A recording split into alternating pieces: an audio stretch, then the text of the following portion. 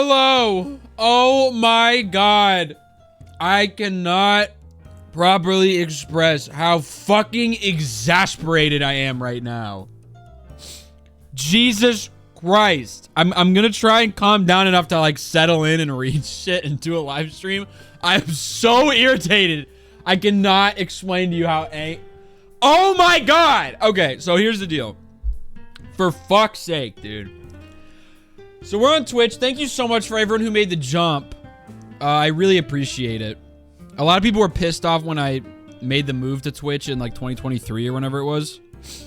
Because a lot of people who watch stuff on YouTube have this natural aversion to Twitch. Because it's just, you know, it's a foreign platform they've never been on.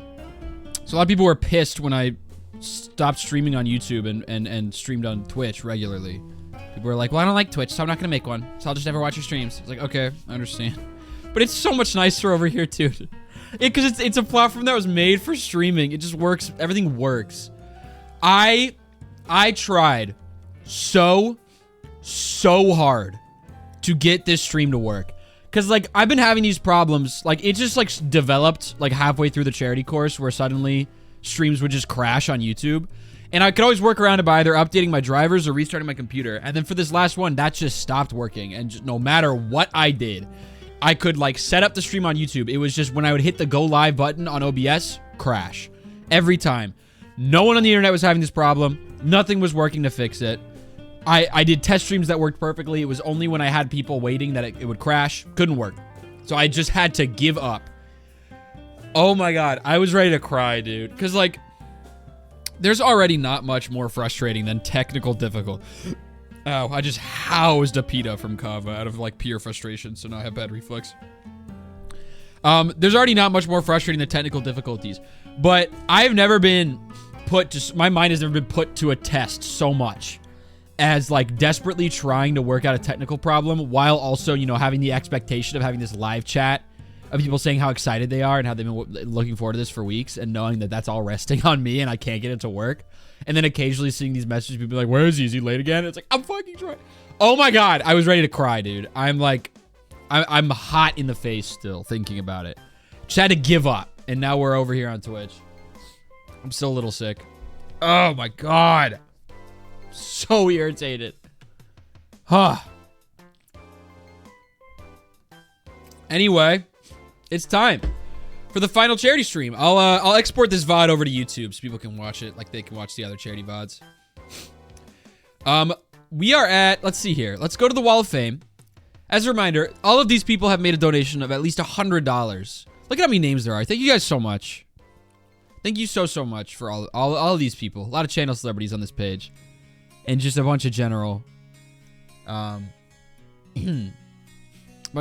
generous people. Thank you very much. We are at right now.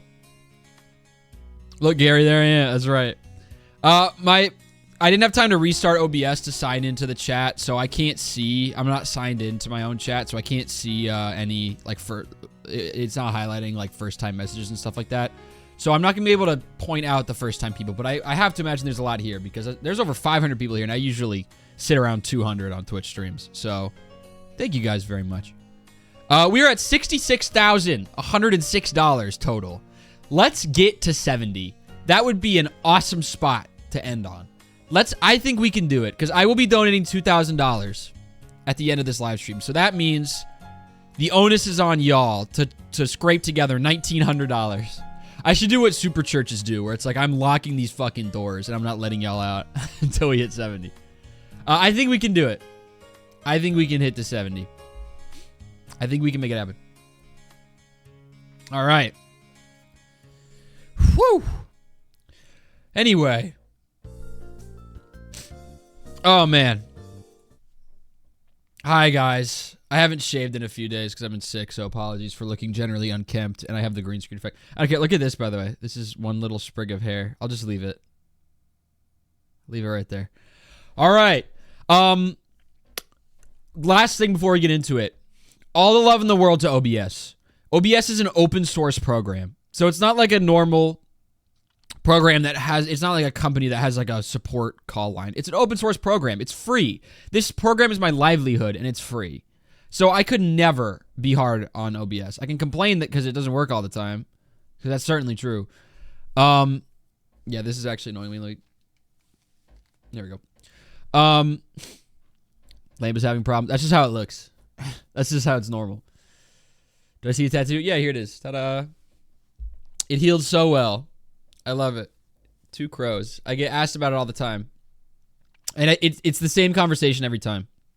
Where people say, is that tattooed? I'm like, yeah. And they're like, is it crows? I'm like, yeah, it's 2 crows. And then they're always like, well, what's the significance? What's the meaning? And every time when I say, I don't know, I just like crows, it's always just like, oh, okay. It's like, can I not just get a tattoo of something I like? Does everything have to have a meaning? They're cool and I like them. They're like, well, why 2? Because I thought the design looked cool that way. Oh, that's it? Yeah, that's it. Anyway. My mind's so scattered. But yeah, OBS, free program, brilliant. The downside is, because it's a free open source program, there's no support line for when it has issues. And when I Googled, does OBS have a support phone number? Again, all the love to OBS, but it's just so exasperating that the result is something from one of the people who worked on it that literally says, there is no support phone number, and while it's not impossible in the future, it is not on the radar to have one. It's like, not only do we not have a support number, we probably never will. So I just had to give up. Be like, I can't fucking do this. So, and I understand why, but it's just a shame. So I don't know in the future if I'm ever going to be able to stream to YouTube ever again. I probably won't until I manage to get a new computer, which is on my radar, but it's going to take a long time because I have to reset everything and get all my files, whatever. It's a whole project. It's for later. My heat press arrived the other day. I would love to turn the camera so you can see it. That I'm going to use to be making my own clothing for when I launch my new clothing brand. It was heavy as fuck. I threw up my back. It's like 150 pounds, and I got it up the stairs by myself and got it up onto my little stand by itself. It's over there by my bed. So I'm going to be able to make clothes. Very excited. It'll be great. It's one of those things where, like, I saw 150 pounds and was like, I could probably manage 150 pounds. I lift 150 pounds at the gym all the time. But when it's like that shape and that big and you have to get it out of a box, it's very different. Because at the gym, shit's designed like ergonomically. But that was just a big-ass heat press coming out of a box. All right. That's neither here nor there. It's time. Let's see here. Let me switch to my charity readout here. Here's the deal. This is a spreadsheet that my lovely mod team has compiled. It's a little cut off because I went ahead and cropped my browser to be fit for AO3. So I know you can't see like the titles and certain stuff, but whatever. And there are too many to read in this live stream. So apologies if you wrote one and I don't get to it. I can't get to all of them. One of them is 12,000 words long. So I have no gauge. Word count, I'm not a pro on. Like, I don't know in the grand scheme of things how many words that is in terms of how much to read. So what I'm probably going to do is I'm going to pick one, take note of how many words it is, take note of how long it takes me to get through it, and then see if I have time to get to that one.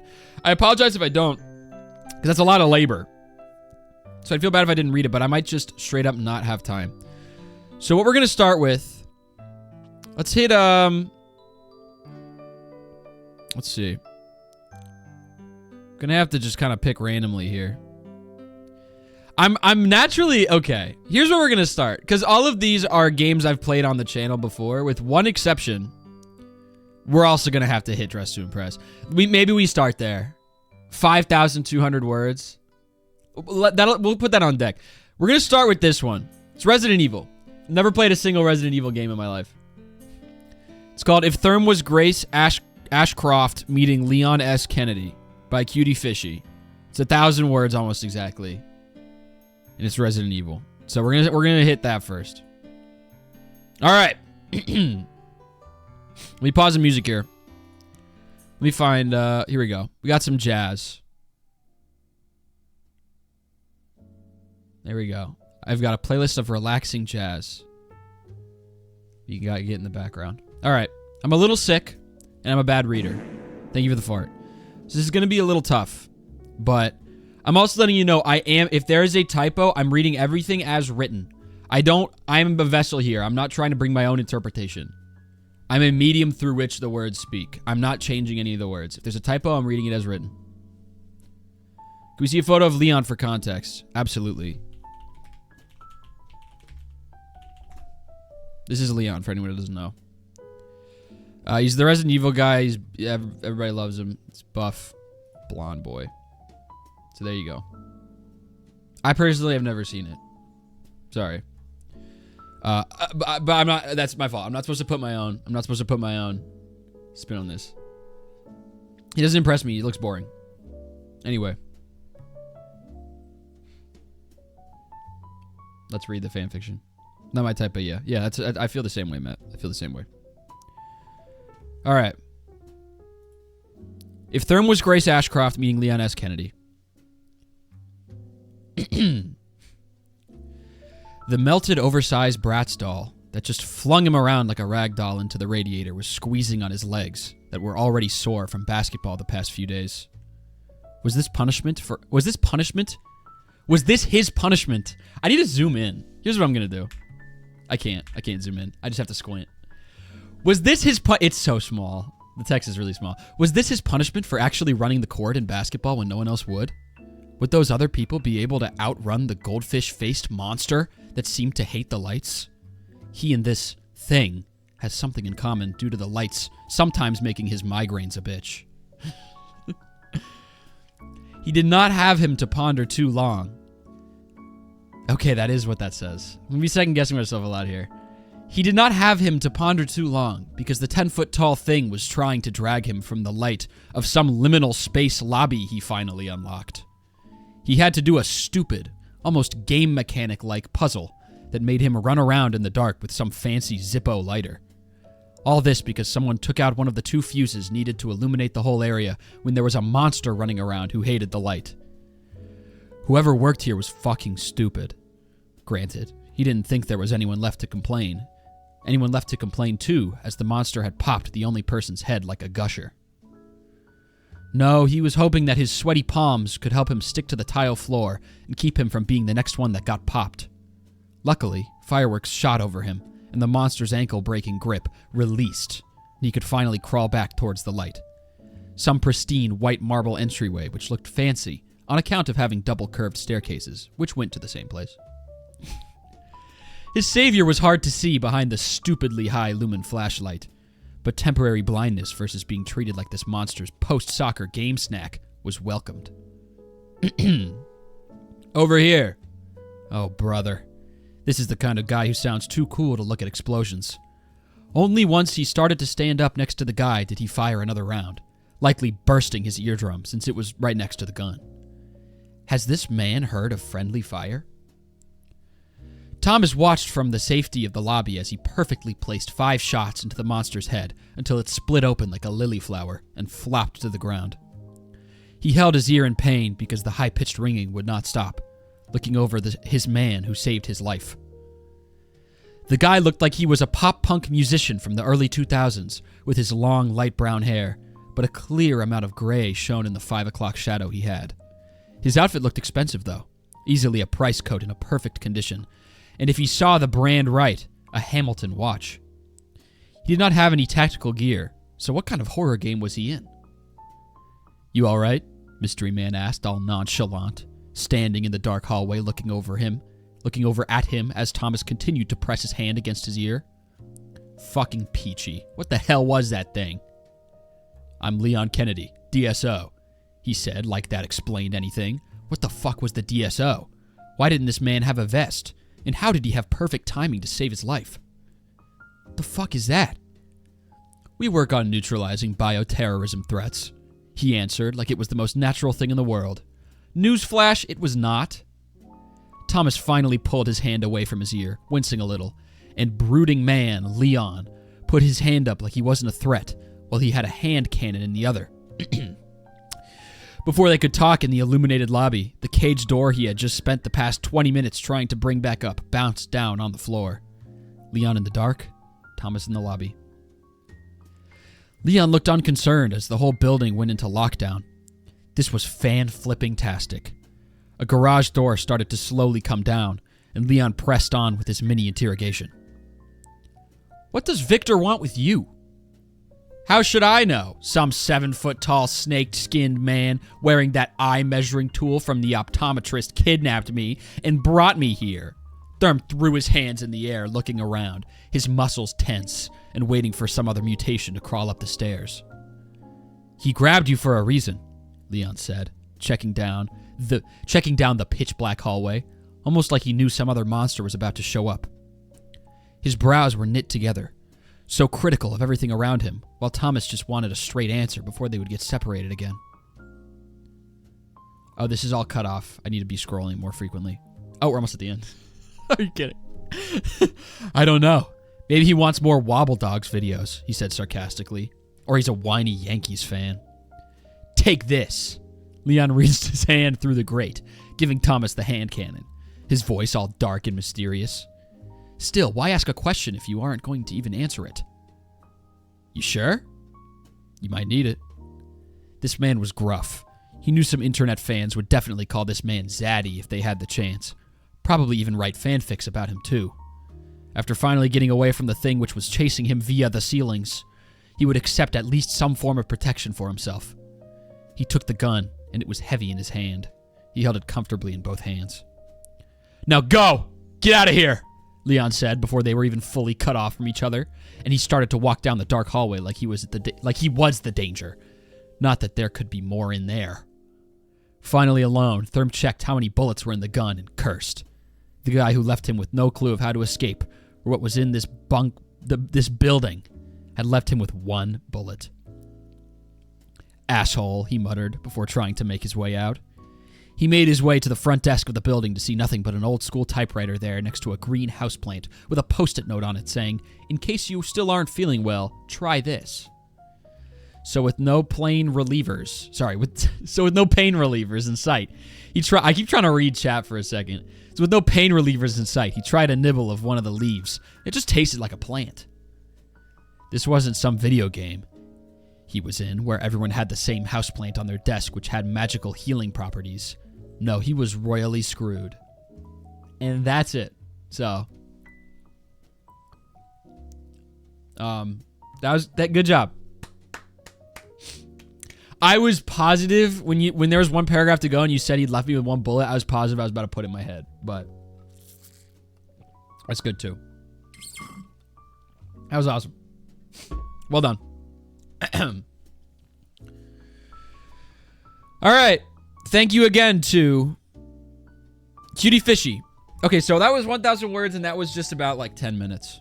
So 12,000 words would be like 2 hours. Let's do the Dress to Impress one. It's over 5,000 words, so it might take a while. And I want to see it really bad. This is by Ki Chai Tea. Or maybe C Chai Tea. Probably C Chai Tea. This is called Neptoism, Talks and Walks. Okay, here we go. Neptoism, Talks and Walks. Okay, here we go. Neptoism goes so hard. Yeah, I'm hyped, dude. Whew. God, my eyes. I have to squint a little to read these words. Here we go. What is Neptoism? I'm assuming they mean nepotism. It just means like getting special treatment and privileges because of your blood relatives, because you're related to someone in like a company or in some kind of position of power. It's the day Therm's been preparing for his entire life. My God, my nose instantly clogged. Okay. And when he means his entire life, he means 2 days. This could still be correct if he's LARPing as a newborn baby, which he's not. Semantics aside, it's been 2 days since he decided to completely veer his career path to audition to become a model. Standing on the sidewalk, Therm stares up at the expansive building before him, all glass-paneled windows that stretch up the entire 20 floors, and a bright, obnoxiously pink LED sign that reads DTI Agency, plastered on the front. Dress to Impress Agency. The signage is far more impressive in person than the ad Therm saw 2 days on his phone. One that boasted an audition for a competition among the most, quote, talented upcoming models for the most fiercest fashion competition. The words fashion competition to describe his future career path doesn't exactly sound the same as chemistry degree, Thurm will admit. It's a bit of a whiplash from his major to pursue modeling. Contrary to popular, his mom's, belief, it has nothing to do with his 126 rejected job applications, and everything to do with the fact that Thurm believes post-grad is the perfect time to explore his options, to see where the wind takes him. The job market is a playground of career opportunities, and he figured it wouldn't hurt. It won't hurt to dip his toes into whatever strikes his fancy. The 10,000 prize money definitely doesn't dampen his enthusiasm, though. Many people, his mom, have expressed their concerns about his sudden endeavor, that Thurm doesn't exactly have the attributes needed for a model. And Thurm's not one to toot his own horn, but he'll gladly argue the contrary. He's young, he's hip, in a sense that he has 2 of them. His looks have often been compared at length to one of a human. Bolstered by his confidence, Thurm had signed up for the audition process, received an email, and here he is, a bachelor's in chemistry, fresh in the job market, and getting ready to audition for the Dress to Impress competition. This is going to do great things for his LinkedIn profile. After getting lost for the better part of 30 minutes in the building, Thurm finally finds the audition room listed in the email given to him. The interior is a wide open room with wooden floorboards. A black table sat in the front, and sitting in the chair, a woman with black hair swept in a low bun. "Sorry, I got really lost trying to find this room," says Thurm, noticeably out of breath. He's pretty sure he's sweating on his armpits a little. Hopefully it's not noticeable. "I'm here for the audition?" The woman smiles thinly at him, like a needle getting contorted into an upward curve. Smiling really doesn't suit her. "Nice to meet you," she says pointedly. "I'm Sanvi. I'll be handling the assessment for your audition." She adjusts her glasses. "You must be Thurm, correct?" "The one and only." He doesn't know why he says that. It doesn't land. The temperature of the room drops a few degrees. Sanvi's lips thin disapprovingly. "All right. Starting off first, I'd like to see you walk." He walks, crossing the room in the way he would cross a street. He thinks it'll be simple, classy, unassuming. He looks over, and Sanvi looks like he just stripped down butt naked in front of her. Her voice comes out more professional than her expression. "Just my initial thoughts. There's a few areas of concern," she says, smiling with all teeth. Number 1 being our agency is looking for attributes that showcase more uniqueness, for lack of a better word.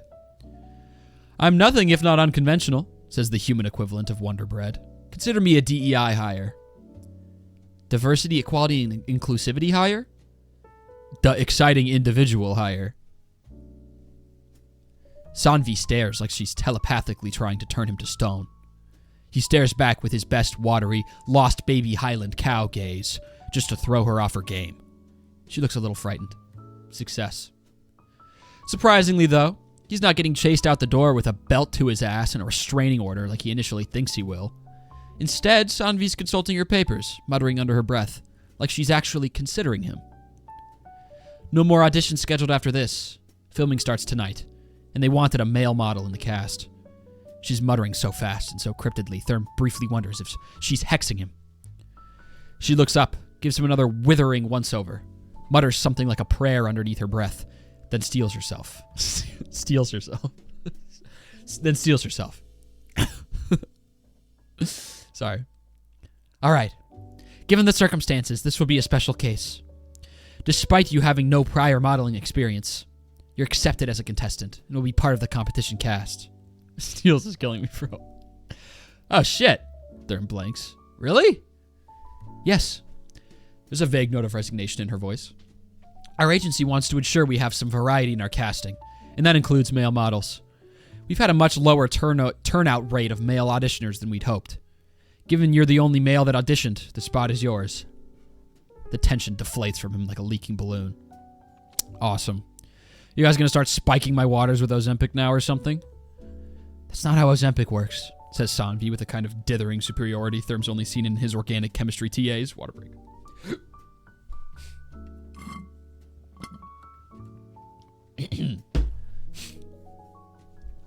My organic chemistry TAs were awesome, by the way. They were all really sweet and helpful. She returns her focus back to her notes. It'll be a bit of a tight fit, but but the filming starts in an hour. I'd highly advise you to head to the green room now to prepare. Therm dithers, still blinking owlishly. Isn't this like a little too good to be true? This is straight up sheer luck, right? Sanvi just looks at him. Well, God certainly has his favorites. Bang. It's only until Therm enters the green room does he realize he was the green room. I was like, what does that mean? It's only until Therm enters the green room does he realize he was given a momentous lack of information. Within the models inside, not only is he the only male in the room, but she had completely failed to mention a key fact. The entirety of the cast is young girls. Therm is not a young girl. This predictably is cause for some alarm. He stands frozen at the entrance, staring around the luxurious high ceilings, pure white room, accented with pink furniture and pop corporate music playing overhead, a sinking feeling in his chest. This is fantastic. A 22-year-old man standing in a room of 10 to 16-year-old girls. Instead of landing $10,000, he's going to land himself on a neighborhood watch map. Shouldn't have let him play Minecraft. Yeah, my fault. Before he can panic, a staff member sails up to him, dressed in a pink peacoat and pencil skirt and looking at her clipboard. Therm, she says, you must be our final model. She seems nonplussed by his presence here, despite the fact that he sticks out like a sore, federal offense-worthy thumb. Somehow this soothes some of Therm's fears. If the staff is aware of him being in the cast, maybe it isn't as big of an issue as Therm is making it out to be. Yeah, he says. Is this all right? He gestures vaguely towards the room. Kinda seems like I'm outside of the target demographic here. The staff member laughs. Of course it's all right. Even though our competitors do tend to be mostly young girls, it's not uncommon to have some participants outside that demographic, she assures him. We're already beginning to set up before the competition begins. You're aware of how this operates, correct? Therm nods. He knows the general premise of Dress to Impress well enough. The theme is announced, they style themselves according to it, and run the catwalk. A panel of judges and the other contestant rate each model every round. The contestant with the most points at the end takes home the prize. The staff member beams. Perfect. That'll save me some explaining. We'll be starting in about an hour here. She then materializes what appears to be an earpiece. Every participant is required to have these during the duration of the competition. You'll have a stylist assigned to you that will be working with you to help style your pieces during each round. That Therm hadn't anticipated. Sorry, did you say a stylist? He looks around, and sure enough, each contestant has an earpiece similar in their ears. I kind of assumed this fashion show would be a solo mission. The staff member nods vigorously. I understand the concern, but I assure you that all our stylists are well-renowned and very highly skilled. We made sure each contestant can work together harmoniously with their stylist. Imagine them more as your advisor. She gestures to his earpiece. Once you put that in, you'll be automatically connected to them. I wish you the best of luck. She quickly bids a farewell, leaving Therm standing in the green room, earpiece in hand. Scroll.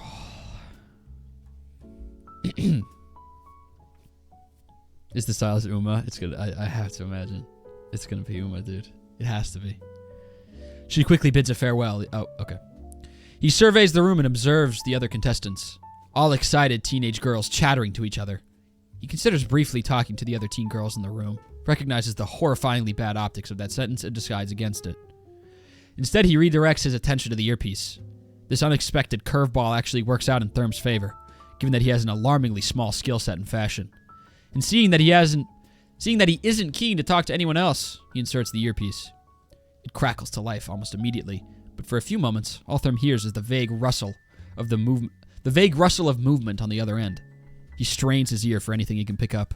The sounds of a keyboard, the crinkle of a chip bag, a chair squeaking. Brow furrowed, Therm decides to take the initiative. Hello? He tries. The sounds halt for a moment. Then a voice, vaguely nasally, cuts into the feed. Oh, shit. He hears a deafening crinkle, which Therm can only assume is the chip bag being balled up. Oh my god, you scared the shit out of me! A breathless, nervous laugh. This is Therm, right? Therm blinks, still trying to adjust at the breakneck speed of the entire ordeal.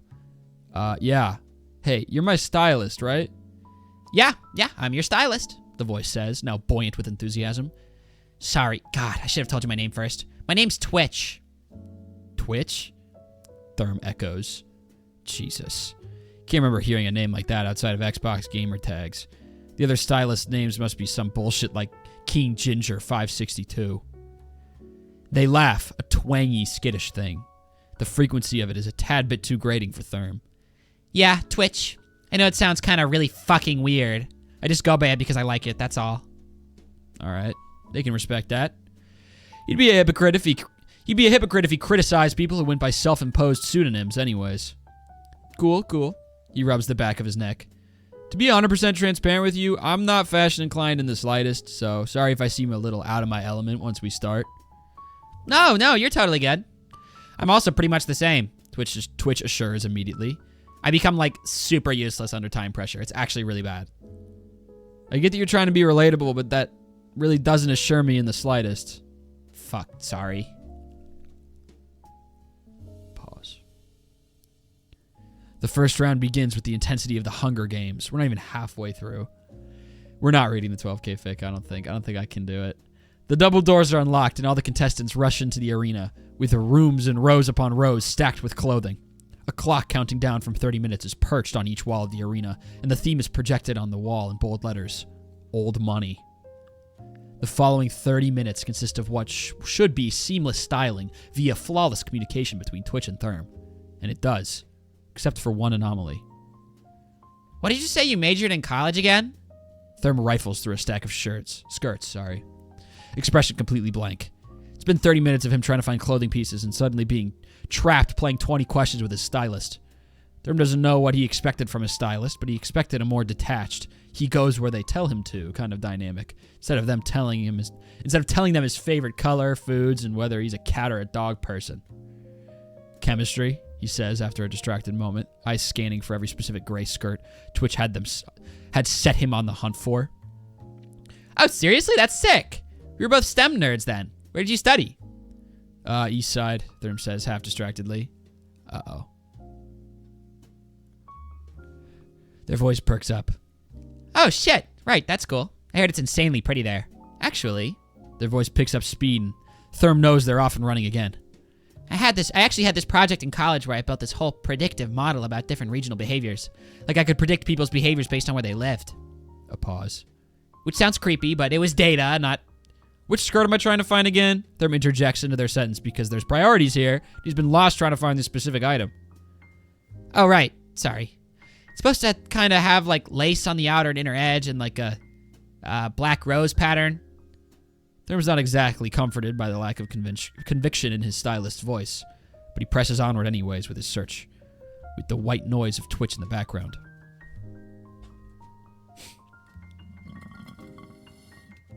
Out of water already. We have to take a water break after we're done with this one.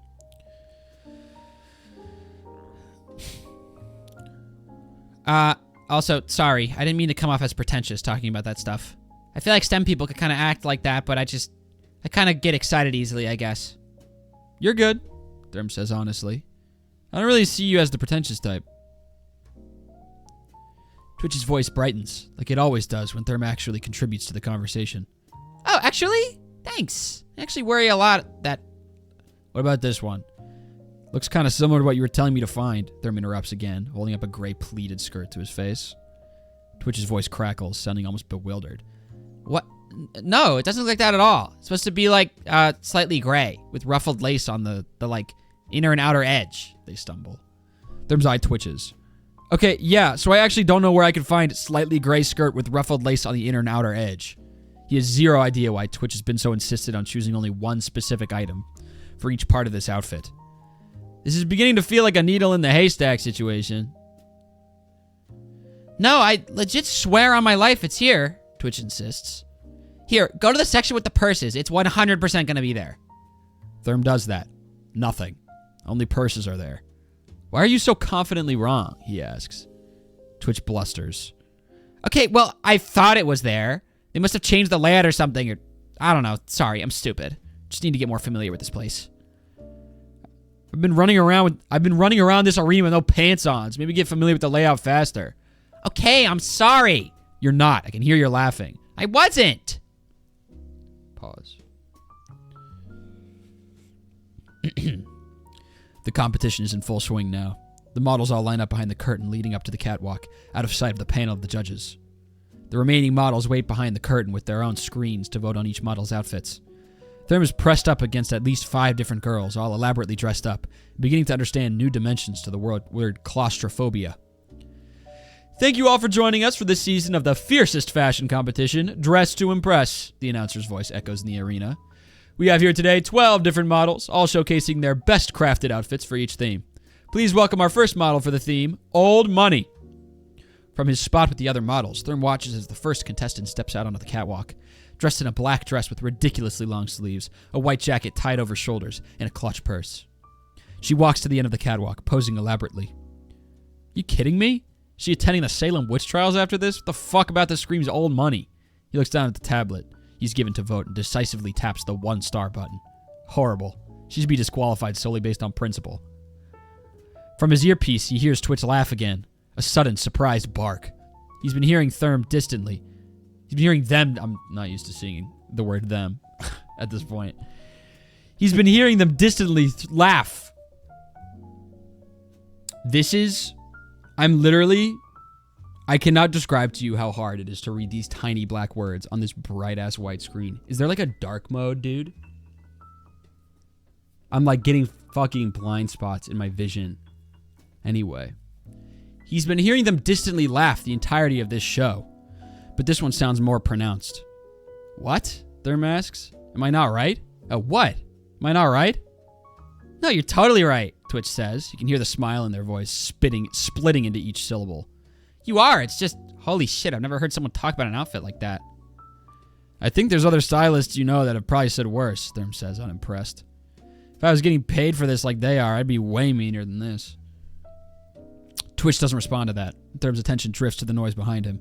Turns to see other models. God, that cobble went down too fast. I can feel it at the top of my chest. Turns to see the other models behind him as the source of the din. It's at that moment Therm realizes he forgot one thing. Teenagers are ruthless in nature. All at once, their critiques come pouring in backstage, all overlapping one another. That's too plain. How is that even Old Money? I think it's kind of cute. My little brother could dress better than her. I don't even have a little brother. Therm looks around him at the sea of possibly the most cutthroat people he's ever been in a room with. And beams. Because this is a competition. For God's sake. Oh, because this is a competition, for God's sake, not a fashion support group. $10,000 don't just get handed out to anyone for wearing a nice dress. He's glad everyone else has that same bloodthirst for competition. The next contestant walks out. Awful. Therm had no idea the theme was hot garbage on a sunny day. He voices the sentiment, and the model beside him turns to him with an approving glance. You kind of ate that, she tells him. Therm nods at her. This is good. Alliances. She then walks out, and Therm can fully see her outfit now, spotlighted on the catwalk. It's not that good. But for Alliance's sake, he gives her 2 stars. It's then Therm's turn. He walks out onto the catwalk. Let's scroll here. Walks out onto the catwalk, and despite his earlier bitching, he has to admit his outfit, Twitch design, looks great. A navy pea coat, a gray skirt, a wide-brimmed blue sun hat. A shock of accessories. He sees the judges nod approvingly, and he waltzes off the stage. As he heads down back into the backstage area, one of the models, Therm remembers her name being Uma, looks him dead in the eye. That was really ugly, she says primly, smiling at him like she did him a favor. But I gave you 2 stars because I could tell you tried. Therm stares at her unflinchingly. I will rain fire and brimstone on you. You do realize you're saying this about a 15-year-old, right? They add, voice pitching weirdly at the end, like they're not sure which side they're on anymore. I can name at least 5 Minecraft YouTubers that have said significantly worse things about 15-year-old. Cut me some slack. Before Twitch can respond, the results are released for the round's podium winners. Therm barely makes it out of the podium at 4th place. Not bad, but not winning the $10,000 worthy performance either. Therm stares up at the leaderboard. Twitch? What's up? Think I'm going to handle the styling for the next round. A choking sound. Wait, what? You want to... Wait, but I thought we did pretty good, they say, voice rising in pitch. Listen, I swear I'll get us podium next round. Whoa, chill. Therm cuts into this sentence. This isn't like anything personal. I just want to kind of see what I'll be able to make on my own. I don't want you to just do everything. They can hear the hesitation in their voice. I mean, I guess I kind of get it, but I don't think that'll be a good idea. Do you think I'm that shit at fashion? Silence. Yeah, okay. Just for that, I'm taking full autonomy next round to make a point. The next theme for round 2 is airplane. Whatever the fuck that means. It's bordering on abstract, but Therm can appreciate it in some way. Makes for a simpler round. It's not a quieter round, though. Are you sure you don't need my help? Twitch dithers in his ear. You can hear their hands tapping nervously. Like, 100%? Because, look, I didn't mean to insult you. I just really think I should help you. I'm good, Therm responds simply. He rifles through a rack of blazers, looks at it, sets it aside. He hears Twitch sigh in relief. Therm picks up a red blazer and examines it. Twitch makes a noise like they got electrocuted. My nose itches. Camera died. Author loves the word dither. Yeah. Alright. Let me unplug and replug here. By the way, when I say camera died, it's not a battery thing because it's always plugged in. It's just a glitch. It just happens sometime. We're back. I'm gonna have to do that very frequently. Therm's going to strangle them. Okay, I'm really not messing with this auditory hot and cold game you're playing with my stylistic choices. Twitch makes a distressed noise. I'm sorry, but this outfit is going to tank so bad. Can you just let me help a little bit? Like a tiny bit? I don't want any backseat styling, Therm says silently, screamed it, as he tugs on a pair of white gloves that he thinks really pulls together the whole flight attendant look. Believe it or not, my mind runs a lot clearer when I don't have you shouting 15 different suggestions at me. I'm in a state of zen like you wouldn't believe. Twitch makes it sound like they're trying to verbally strangle him. Therm ignores them. He believes this is what the wellness girls call self-care. The modeling for the airplane round is a complete crash and burn. Not in relation to a similar event occurring at a 9th month on a nondescript year. All the outfits that come out are either completely unrelated to the theme or stunningly overshadow Therm's own attempt. He watches from backstage as a girl walks onto the catwalk dressed in a flight attendant outfit. A crisp blazer and skirt with accessories more tastefully curated than his, and hair gelled back tightly in a high bun. Damn girl, that forehead is 2 different time zones, he mutters to himself. He looks down at his notebook. Good outfit though, 5 stars. Twitch has been uncharacteristically silent the entire modeling period. Therm wonders if not having the reins in his outfit this time really shook them up. And if so, Therm's unconcerned because that's insanely unprofessional if that's the case. He takes to the runway himself. It's not horrible, but it's not his strongest work. He knows he definitely won't take the podium with this look. When he steps off, Uma's waiting for him, arms crossed, chin raised. I'd be really embarrassed if I were you, Uma says. But I love that you're so, bold. Thanks, girl, Therm says easily as he peels off his gloves. I love the way you spit a little between each word. Makes a really immersive talking experience with you. Are you proud of making fun of a girl at your big-ass age? Snarks another girl, probably Uma's lackey. Therm snorts. Why the fuck do you people keep weaponizing your age? If Uma were in the Qing dynasty, she'd be a goddamned emperor at that age. Which one of us is more accomplished now? That's okay. It's one of the worst zingers I've ever heard in my life. If this was the Qing dynasty, you've lost the argument, dude. Distantly, Therm hears the laugh of Twitch in his earpiece, loud and delighted. The third round comes with Therm's earpiece crackling to life. Twitch's voice coming in rushed and irate. I told you so! You wouldn't make anything close to the podium with that outfit! Therm jumps. Jesus, were you muted this entire time? The heat in Twitch's voice dies, and they laugh sheepishly. Oh, yeah, sorry, I got kind of sidetracked with something else. Well, good news. Completely unrelated to what just happened, but you're promoted back to head stylist. It's the first good decision Therm's made this entire day, because Therm doesn't know what happened, but Twitch is locked the fuck in this time. They're not sending Therm on wild goose chases for different outfit parts. They know every exact location, the color, the styling terms, all fired off at breakneck speed through the earpiece.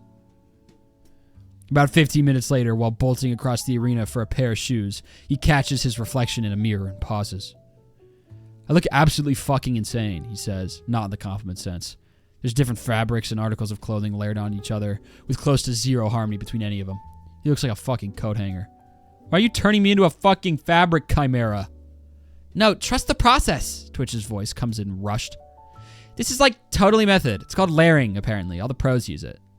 I feel like a weighted sandbag. I'm sweating. I don't feel glamorous. Oh, well, what's that thing people say? Beauty is pain. Twitch chirps. Gonna be honest, I'm getting a lot less cause than effect here. He wins first on the podium.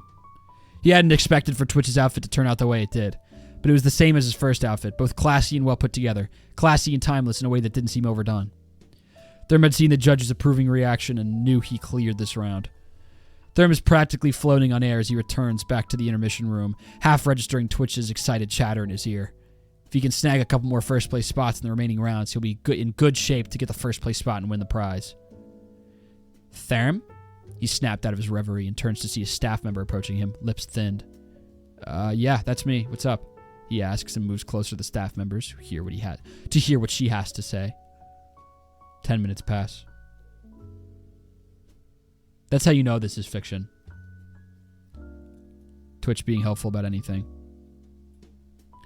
Putting the fiction in fan fiction.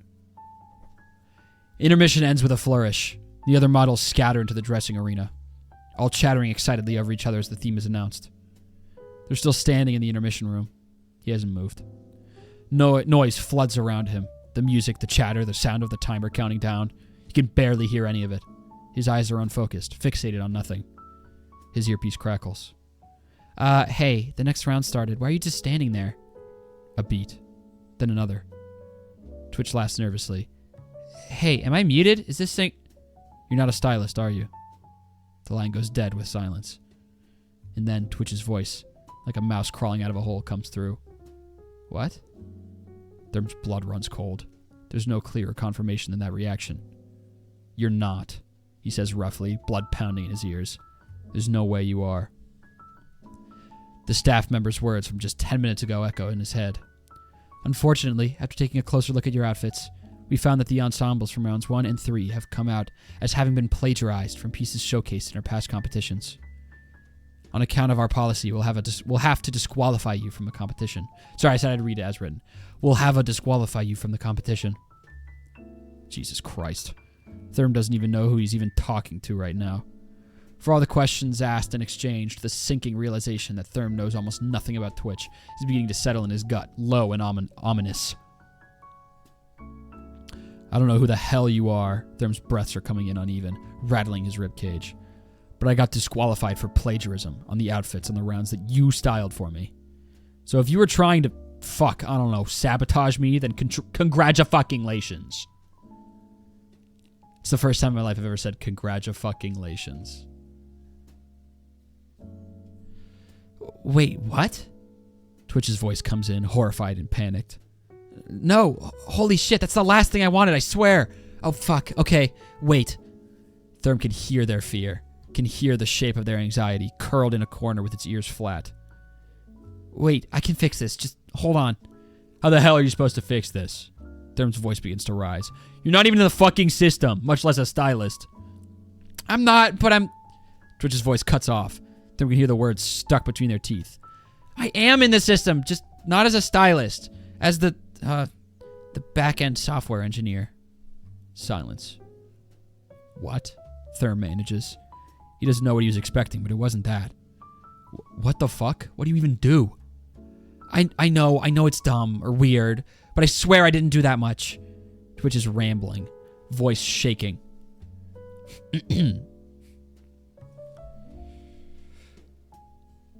By the way, I love that y'all have fun with the pinning messages, but can we keep the donate link as the pinned message? Because that is the chief goal of the stream. I know y'all have fun pinning shit, but I want to make sure people can click the link whenever.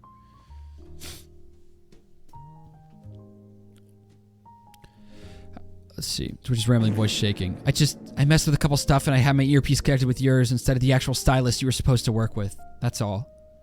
And for the plagiarism, I admit I fucked up. I just found the best performing ones from past archives and used those because I knew they'd perform well.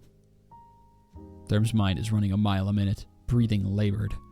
None of the pieces are fitting together, and every piece of information is made. One question arises to the surface, though. Why? He manages.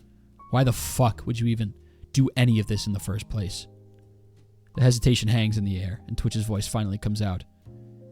You gotta promise you won't laugh at me? Therm isn't laughing now, and there's no chance he'll be laughing in the future. Just fucking tell me. He bites out. I wanted to be your friend.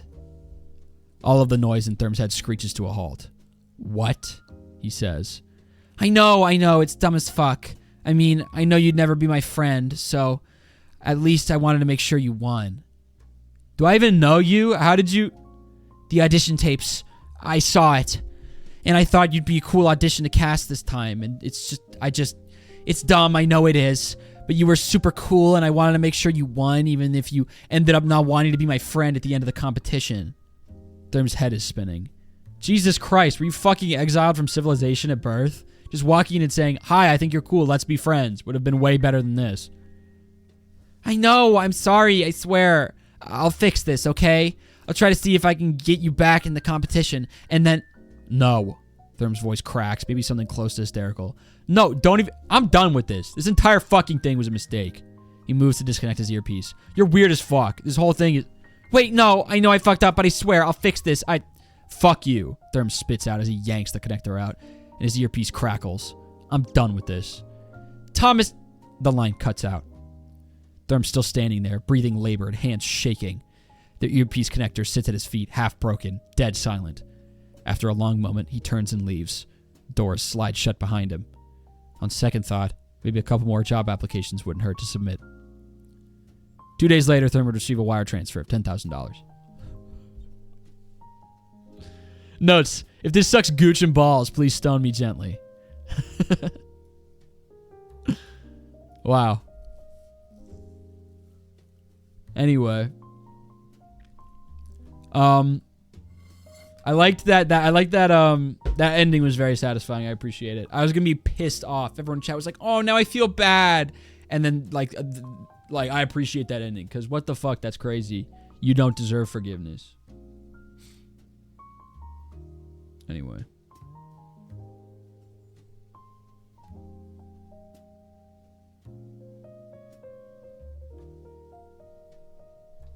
Thanks, guys. I got text from my fucking friends, dude. I'm gonna kill myself. Alright.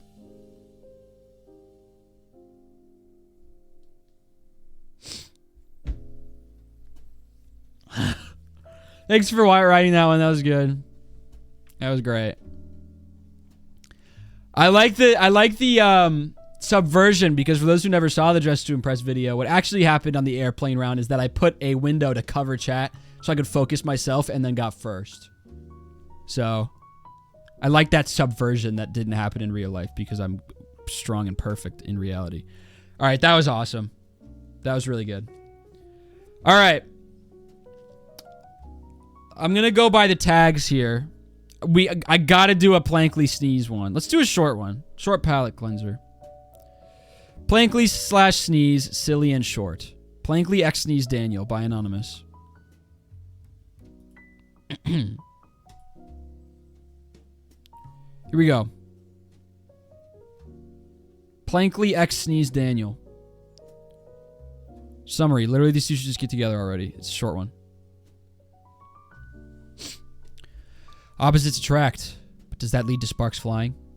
Brickland Island is honestly fairly boring most of the time if you are someone much more loud and energetic like Plankley, wanting to explore every section of it before exploring the world.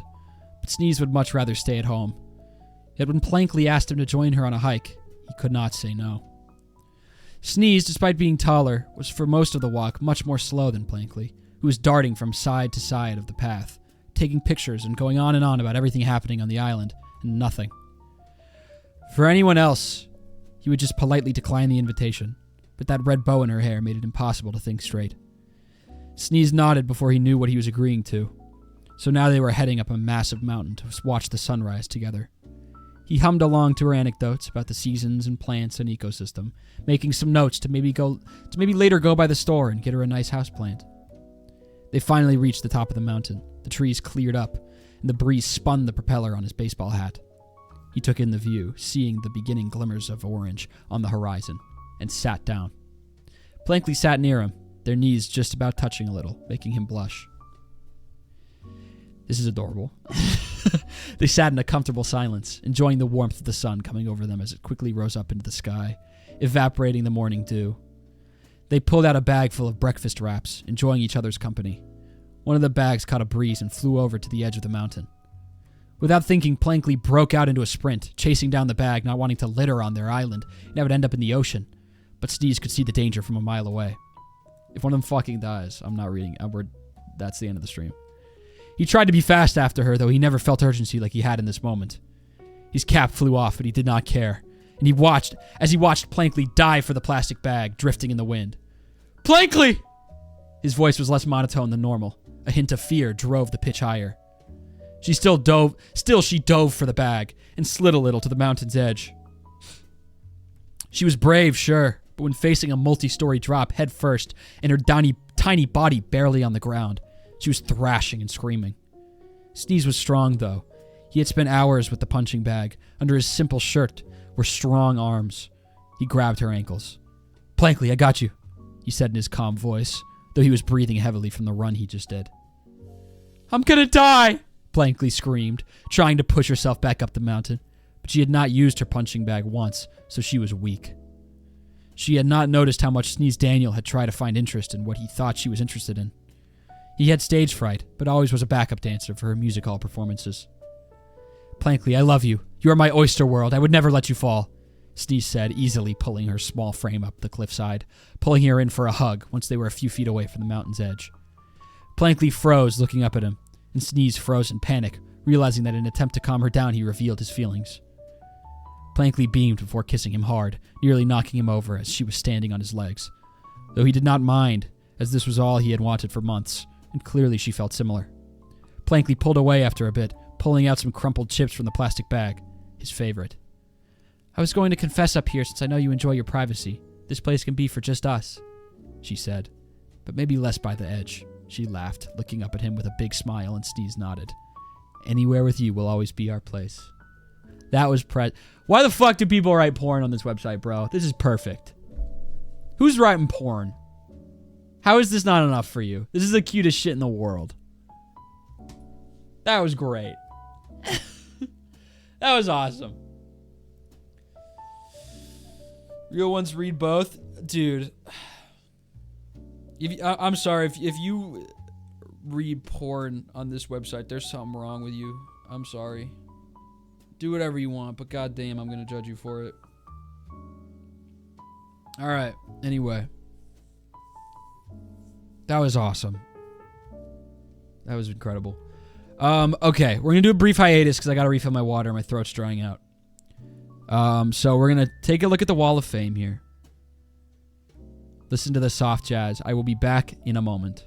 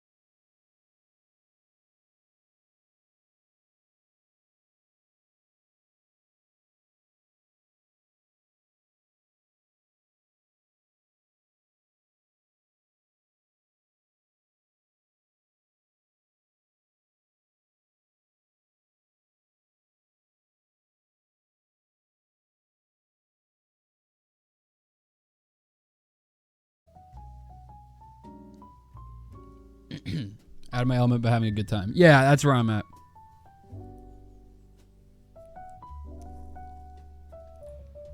All right. Next up.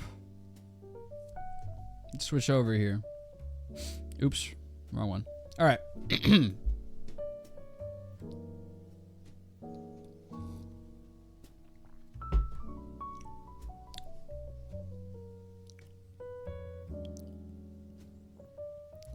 We'll do this one. I'm assuming this is one of my mods because it keeps getting highlighted on the spreadsheet. So we'll read it. Okay.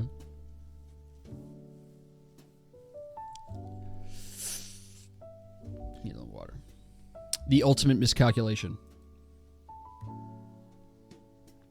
It's 2,600 words. That's kind of the sweet spot for the purposes of this live stream.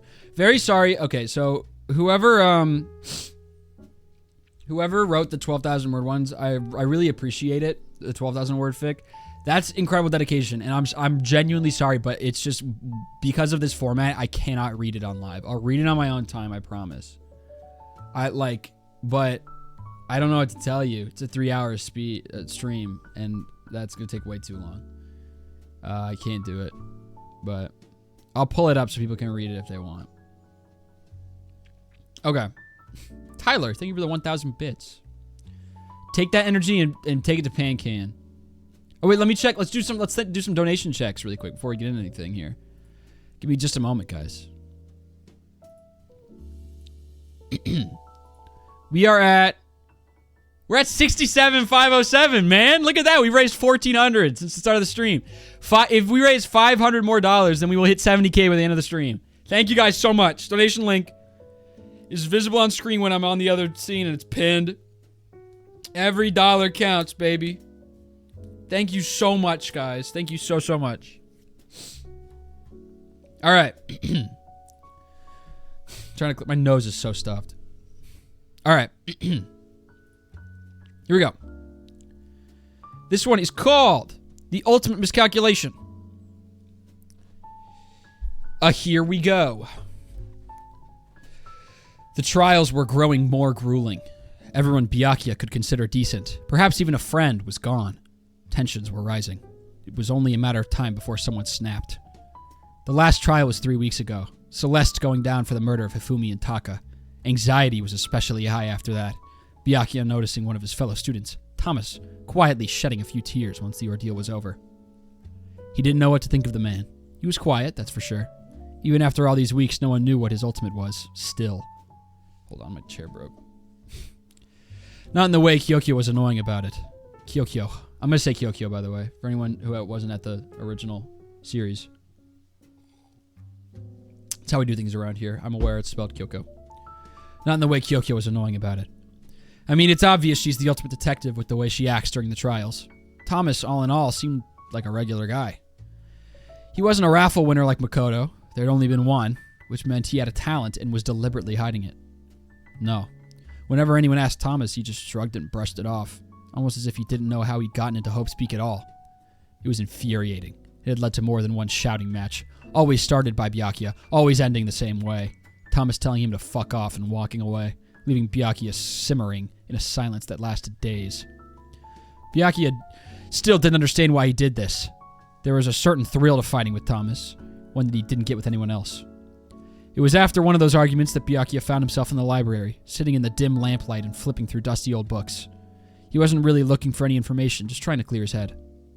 No matter how hard he tried, though, his mind kept drifting back to Thomas. The way his expression hardened, warmth draining from his eyes until there was something colder in its place, reserved solely for Byakuya. Almost as if on cue, Thomas chose that moment to walk into the library. Byakuya sat in a plush chair shoved against a dusty bookshelf in the back of the room. Thomas seemed to not notice him yet, nor did it seem like he planned to stay. He was just poking around one of the shelves in the front, probably looking for a book to ease his boredom. He would leave soon, without ever noticing him. The thought made something ugly curl in Byakuya's chest. "Back for another round, Thomas," he blurted out before biting down on his tongue, cursing the words he couldn't shove back in his mouth. The tall brunette looked up, gaze scanning the room before landing on Byakuya. There's already 2 gays in this room by the sounds of it, dude. I don't like where this is going. His entire demeanor changed the second he saw Byakuya. His shoulders tensed, posture stiffening, a sneer curling his lips. What the fuck do you want? He said, leaning back down to continue searching through the shelves. Byakuya let out a quiet, derisive huff, shifting his weight as he watched Thomas continue scanning the shelves like he hadn't spoken at all. Still keeping up the act? He asked, voice cool, measured. Or have you simply convinced yourself you're too insignificant to warrant explanation? Thomas didn't even glance at him. He slid a book free, flipped it open, then shut it again with a quiet thud before returning it to its place. Byakuya clicked his tongue. How fascinating. A student of Hope's Peak Academy with no discernible talent, no ambition, and apparently no spine. He pushed himself off the chair then, shoes sounding muted against the floor as he crossed the room. Tell me, is mediocrity something you've cultivated, or does it come naturally?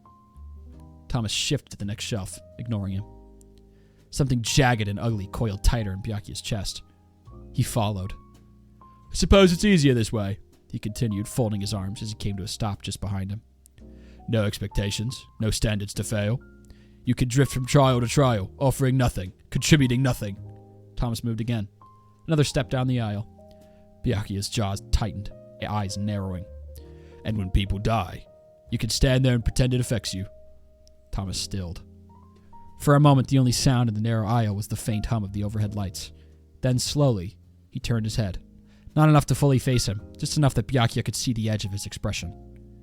Careful, Thomas muttered, voice low. Byakuya felt himself bristle at the warning, at the implication. He stepped closer instead, crowding into the space Thomas had tried to reclaim. Or what? He pressed. You'll glare at me a little harder? Perhaps maybe storm off again?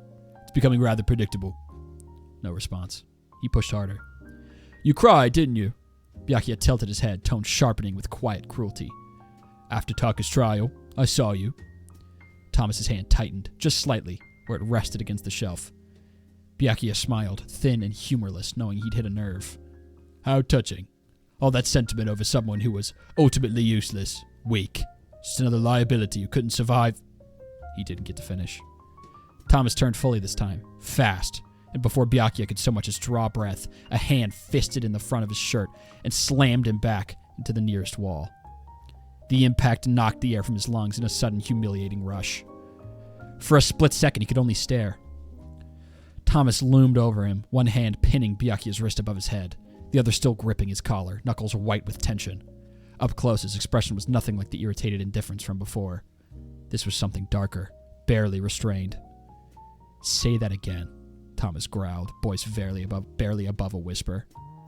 Something in Byakuya's chest hitched, unfamiliar and unwelcome. His pulse stuttered as warmth flared low in his stomach, prickling and disorienting, clashing violently with the instinctive spike of fear. He swallowed, throat suddenly dry. Thomas's hand tightened. For a moment, it seemed like he might actually hit him. Instead, he leaned in. The space between them collapsed, breath hot and uneven against Byakuya's skin. The hand fisted in his shirt shifted higher, not loosening, just adjusting, controlling. Go on, Thomas muttered, voice low, edged with unfamiliar danger. Finish what you were saying. Byakuya opened his mouth, ready to snap back, something acidic enough to regain control, but the words caught somewhere in his throat. Thomas's thumb pressed, just slightly, into the skin at his collarbone. A small, humiliating sound slipped out of Byakuya before he could... One of the greatest timed farts of all. Did that come through the stream? Incredible timing. Who did that? KDVD, you have just inscribed your name into the annals of channel history for that one. That's greatest fart of all time. Especially because of how much time, like how much delay there is. Unbelievable anticipation. Truly well done. Anyway. A small, humiliating sound slipped out of Byakuya before he could stop it. Soft, breathy, and unmistakable. Both of them froze. Both of them froze. What was that? Byakuya's stomach dropped. Nothing.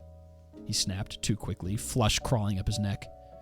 Thomas didn't move, didn't blink. And then, slowly, his hold shifted again, more deliberate this time. He let go of his collar to rest his palm on his pale neck, fingers barely pressing into the sides of his throat. Byakuya's breath hitched, eyes fluttering at the sensation. Thomas's expression shifted, intent in a new way, curious, meaner. "Oh," he whispered quietly. He leaned in, trapping Byakuya between the wall and his body. Like this, Byakuya was painfully aware of their height difference, the way he had to tilt his chin up to reach Thomas's gaze.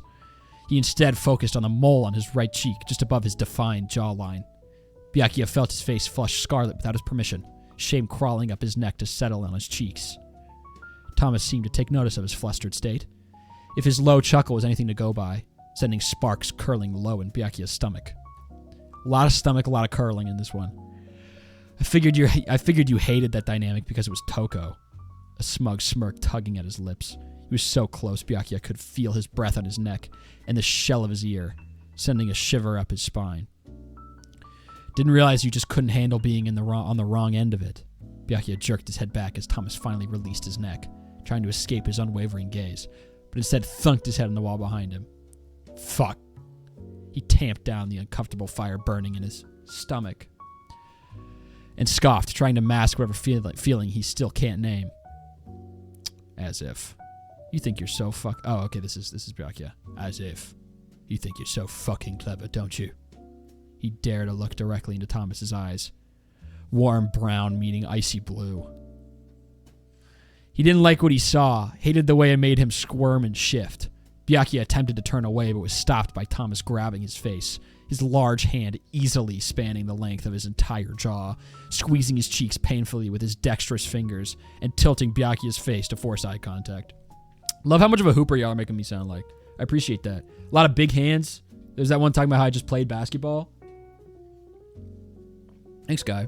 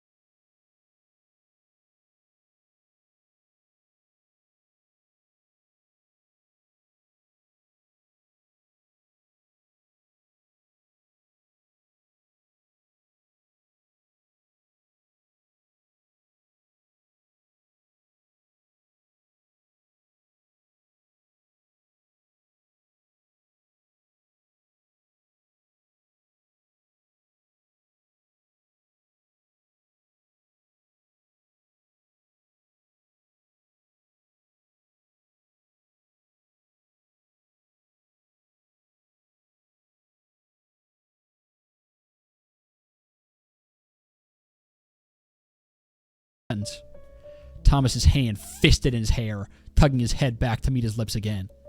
Byakuya froze as the press of lips registered, eyes fluttering shut. He went slack in Thomas's hold, kissing back tentatively. Thomas pressed closer, stepping forward and forcing Byakuya into the wall, his other hand coming up to cradle the side of his neck. Electricity shot through Byakuya, a faint gasp escaping him. Their lips slotted together, shifting from exploratory to insistent in seconds. This was a mistake. Wrong. He didn't stop. His knees went weak, breath hitched, heart hammering like it might burst. He leaned into the kiss almost involuntarily, as though the pull was a force he couldn't resist.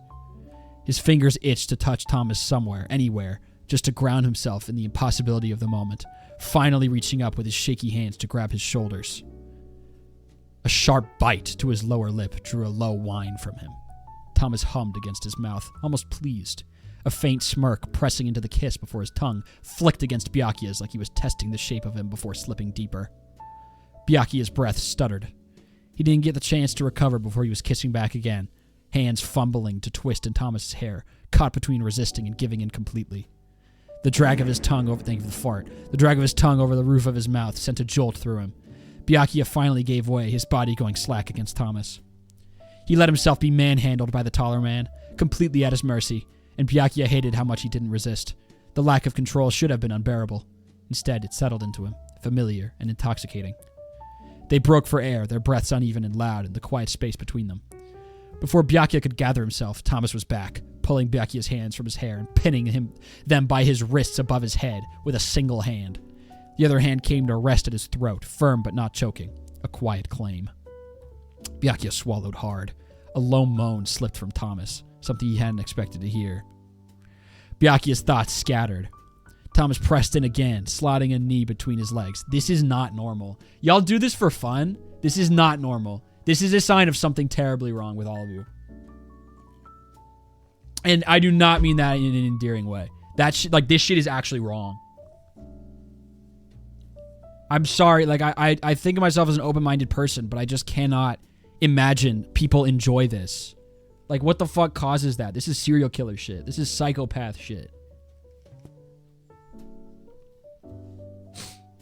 Thomas pressed in again, slotting a knee between his legs, and Byakuya shifted without thinking, chasing the pressure. A soft, broken whimper escaped him at the contact, a tremor racking his body all at once. Here comes Monokuma, dude. What's going on here? Byakuya froze. His stomach dropped. Blood rushed at his ears as his head snapped toward the voice. Monokuma stood just a few feet away, perched atop a shelf to compensate for his height, grinning down at them with unmistakable delight.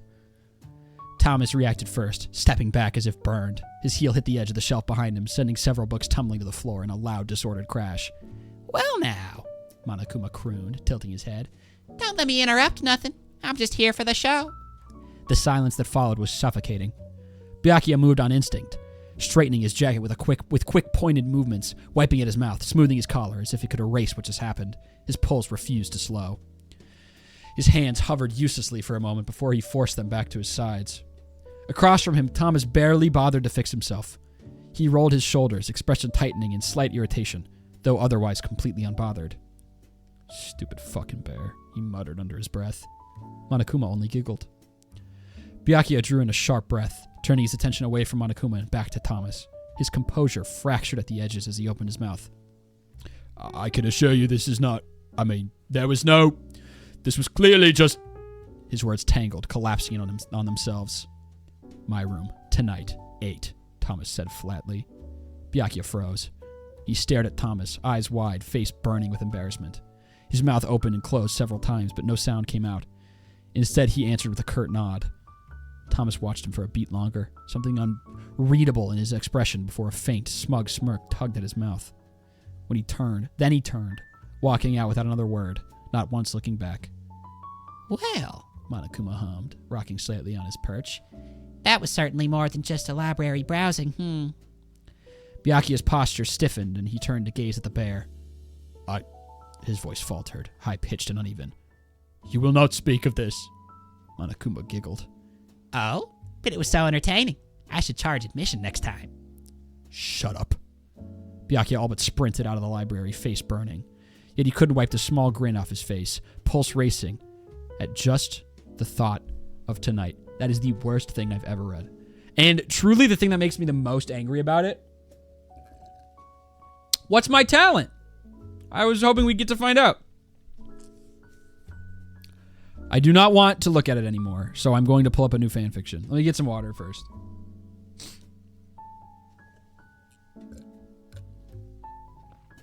Yeah, that fucking sucked. Okay. Camera died. Honestly, for the best. I don't want to be on screen right now.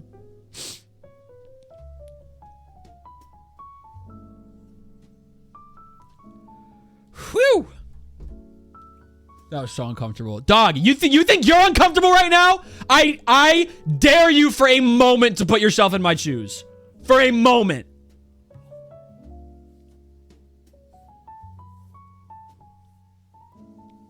Anyway. That was awful. Alright, let me reset the camera here. Holy shit, dude. Literally level 10 Tumblr pros. So many adjectives. If you command F the word stomach on that fic, your computer crashes. Alright. I didn't know Death made one as well. It's fucking Danganronpa as well. It's another Danganronpa one. Thermfic by Dr. Deathifying. I'll read it. Because that's what we do here. I feel like that Tucker Carlson clip where he's like, and there's an obese purple M&M, and we're going to talk about that because that's what we do.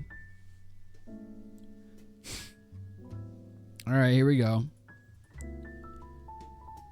Danganronpa and Papas. Yeah, I guess. Worlds collide. Fuck, bro. Here we go. Makoto gets a job at an up-and-coming sushi-ria. Little does he know what's in store for him, dedicated to the effervescent Kenna Likes Pizza. That I support.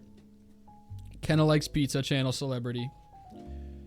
Everybody in chat, literally know that no matter what you do for the entire rest of your life, I will never like any of you more than Kenna Likes Pizza. Kenna Likes Pizza will be my favorite chatter forever, and that's a permanent position. Mine next. Oh, you also made it? Yeah, yours is next. Absolutely. Oh my god. Dude, look, I'm fucking sweating. Look at this shit. There's like, my armpits are sweating. I never sweat on streams. Jesus Christ. This is so bad. Okay. Donate, dude. Fucking donate. I'm checking on how much money we've raised. More than ever, donate. We're $500 away from 68. Literally donate. Fix so bad we got him melting. Yeah. Fart, bro. Okay. There's a Thermex Scarlet. Okay. That's next in the queue. So we're doing this one, and then we're doing Kenna's, then we're doing Thermex Scarlet, because I actually want to read that one. All right. Here we go.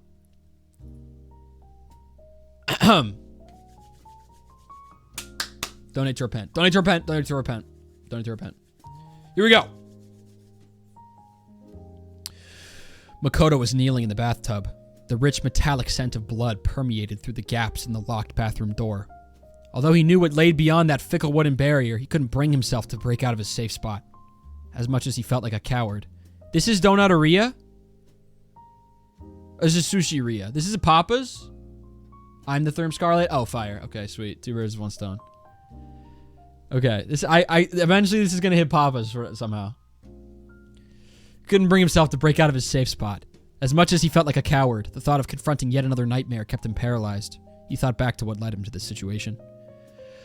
Just a month prior, he had been job hunting. There we go. Desperate to make a life for himself. But how could a simple, boring, unimpressive loser like himself expect to be hired by anyone?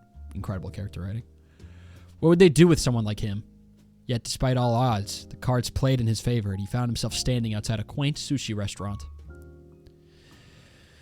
Maybe he was the ultimate lucky student. No, person, after all. The umami aroma danced. Sorry. The umami aroma danced on Makoto's scent glands as he entered the building. Hello? He called out, cringing as his voice bounced off the barren tile walls. I'm here for the job. Makoto's eyes traced each detail of the room until he landed on the man behind the counter. He jumped in shock, a light gasp escaping his lips. The man stood tall, towering over Makoto's petite 5'3" frame. He was slender, with a commanding presence, like the kind of man whose pages you'd find yourself searching for in a darkened forest. He looked down at Makoto, his earth-colored orbs piercing through Makoto's soul. Hi. You must be Thomas, right? Makoto breathed, his heart racing. The slender man glanced down at his name tag, then back up at Macto. Yeah, Thomas replied. Oh, it's almost over.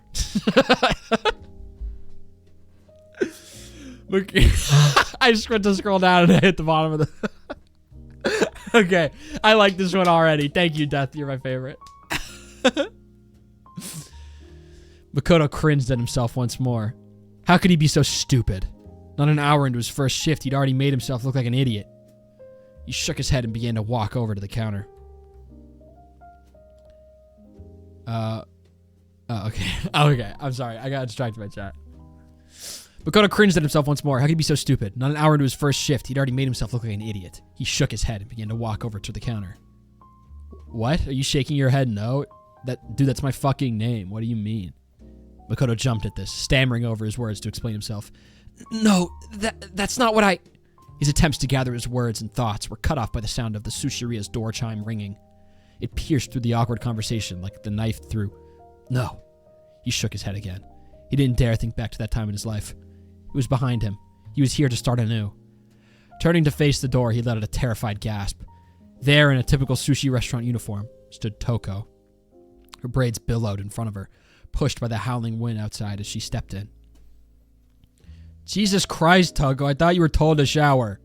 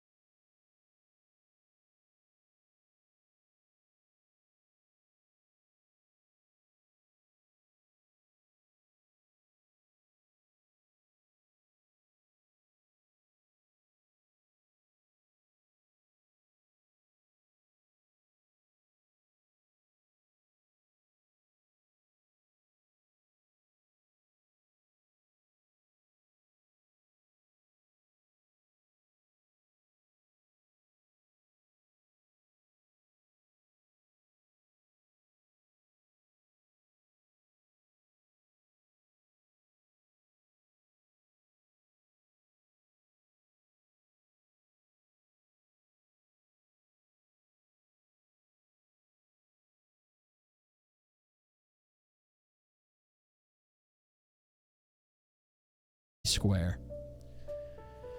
Scarlet would be lying if she said she wasn't a little nervous. Her heart hammers in her chest as she helps set up her bandmates' equipment, just to have something to do with her hands. Was he going to be there? She'd gone out of her way to make absolutely sure he saw the poster, recruiting Perry to hand-deliver it straight to him. But that didn't guarantee each show. What if he wasn't interested? What if she'd misread the whole thing? Maybe he makes pies that good for everybody, and she's just an order in a line of people. Maybe he's already forgotten her face. But that pie felt special.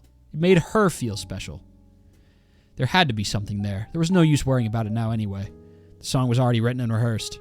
It was being played regardless if the baker was watching or not. Oh my god, fucking custom song. The time passes much quicker than she was prepared for. Before she knew it, the sky had already dimmed, their strobe lights casting bright colors on the pavement. The silhouettes of people she knows from all over town sway and shuffle around as they wait for her band to start. She can only wait for so long until Janana is nudging her, whispering they can't wait any longer. God, Scarlet really hopes he shows. His feet hit against the ground at a furious pace. He's late to his favorite customer's show. Stupid advertisements keeping him locked out of the bakery until he's heard about all the side effects of some medication he doesn't need. They're not even paying him. By the time the cheeseria comes into view, his lungs are screaming at him to stop. The distant sound of his favorite Scarlet and the Shaker song. However, is more than enough to keep him going. Just as Therm stumbles into the crowd, the warmth of one of their spotlights slows and halts right on top of him. Gah! He shields his eyes from the sudden light. But when the brightness subsides and he looks to the stage, what he sees makes all the setbacks getting there worth it. Scarlet, looking right at him, wearing a smile so elated he had no idea smiles could even get that beautiful. She lifts her microphone to her lips. The other day I wrote a song about a boy I really like, and I think he got here just in time. This next one's called I'm Crushing on the Guy Who Makes the Pies. Once again, Therm's eyes go comically wide. New first place finisher. Kenna, I loved it. Oh my god. It's everything I could have ever dreamed of. A future where Scarlet and I are together. Can I ask for anything more? Wow. That was awesome, dude. That was so good. Holy shit. Thank you. All right. Oh, wait, I should check off the ones that I've read. I read Fanfic, Plankley and Sneeze Daniel, Ultimate Miscalculation. Well, I just did whatever that one was. Oh, wait, I did this one. Neptoism.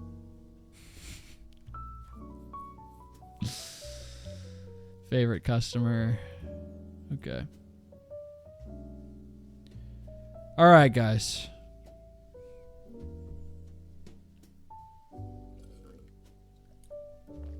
Let's see. We haven't hit any backyard baseball yet. I should do that because there's a lot of backyard baseball ones. We haven't done any of them. Let's see. We're doing this one because you pulled me in with this quote. Time out. This one is tagged with, hold on. I feel love for Mikey in a way that a conservative redneck feels love for his gun. Give this bad boy his own case, kiss him goodnight before tucking him in for bed. He also kills people.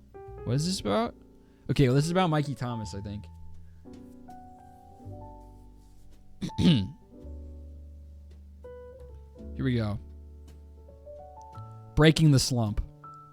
After stunning his coach with his unrelenting offense game after game, the Mikey train seemingly loses steam. Hip deep in a slump by the time the playoffs roll around, Mikey makes a humiliating mistake. Wow. Devoted Mikey fans, when he broke out of his slump and the Bluefish's playthrough with a stunning home run and kept the heat coming, I actually started crying. I immediately opened Google Docs. Dude, let's fucking go. Love letter to backyard baseball. I'm excited for this. No kissing and relationship shit. Just I love baseball. All right. Time is crawling, dude. We haven't even hit 2 hours on the stream. My throat is tired. Here we go.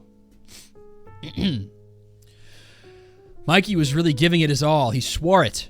Running had never been his thing, but it really felt like nothing had been his thing for the last 5 games. He just wanted something, anything to get him out of what his coach called a slump. In Mikey's dictionary, a slump meant he was a heavy ball and chain stuck on the ankle of his entire team. Except maybe Ernie. Either way, it was a terrible feeling. The ground was made for running, much better than the beach, and yet Mikey just couldn't go any faster than what he was doing. There was no such thing as a final push to him. He was using everything he had to continue onwards at a snail's pace. Home base was right there, a few yards ahead of him. He hadn't seen home base from this angle in a while. Mikey's feet ached with every step, push he made towards home plate. Phlegm had already made its permanent home in his throat by age 3, but now it felt like it had invited all its extended family into every airway Mikey had. Huffing and puffing for painful gasps of air, Mikey trained his eyes on the prize and forced himself onwards. He could hear the sound of the baseball gloves behind him catching the ball. It was a countdown that went faster with every tick, every catch. The other team's catcher stepped forward and kept his foot on home plate. He opened his glove, and like an obedient pet, the ball was zooming across the field just to make it in. Mikey's body was working itself to the bone to make it to home before the catcher had the pleasure of getting him out. Mikey didn't want to think of the alternative. Speaking of phlegm, dude, my nose is so congested right now. My God. God. He was sure he could make it. It wouldn't be by much, and Mikey was sure he would need extra juice right after, but it would finally be the break that he needs. His coach, as tense and excited as ever, gave him a signal. Wait, a signal? Was he telling Mikey to slide?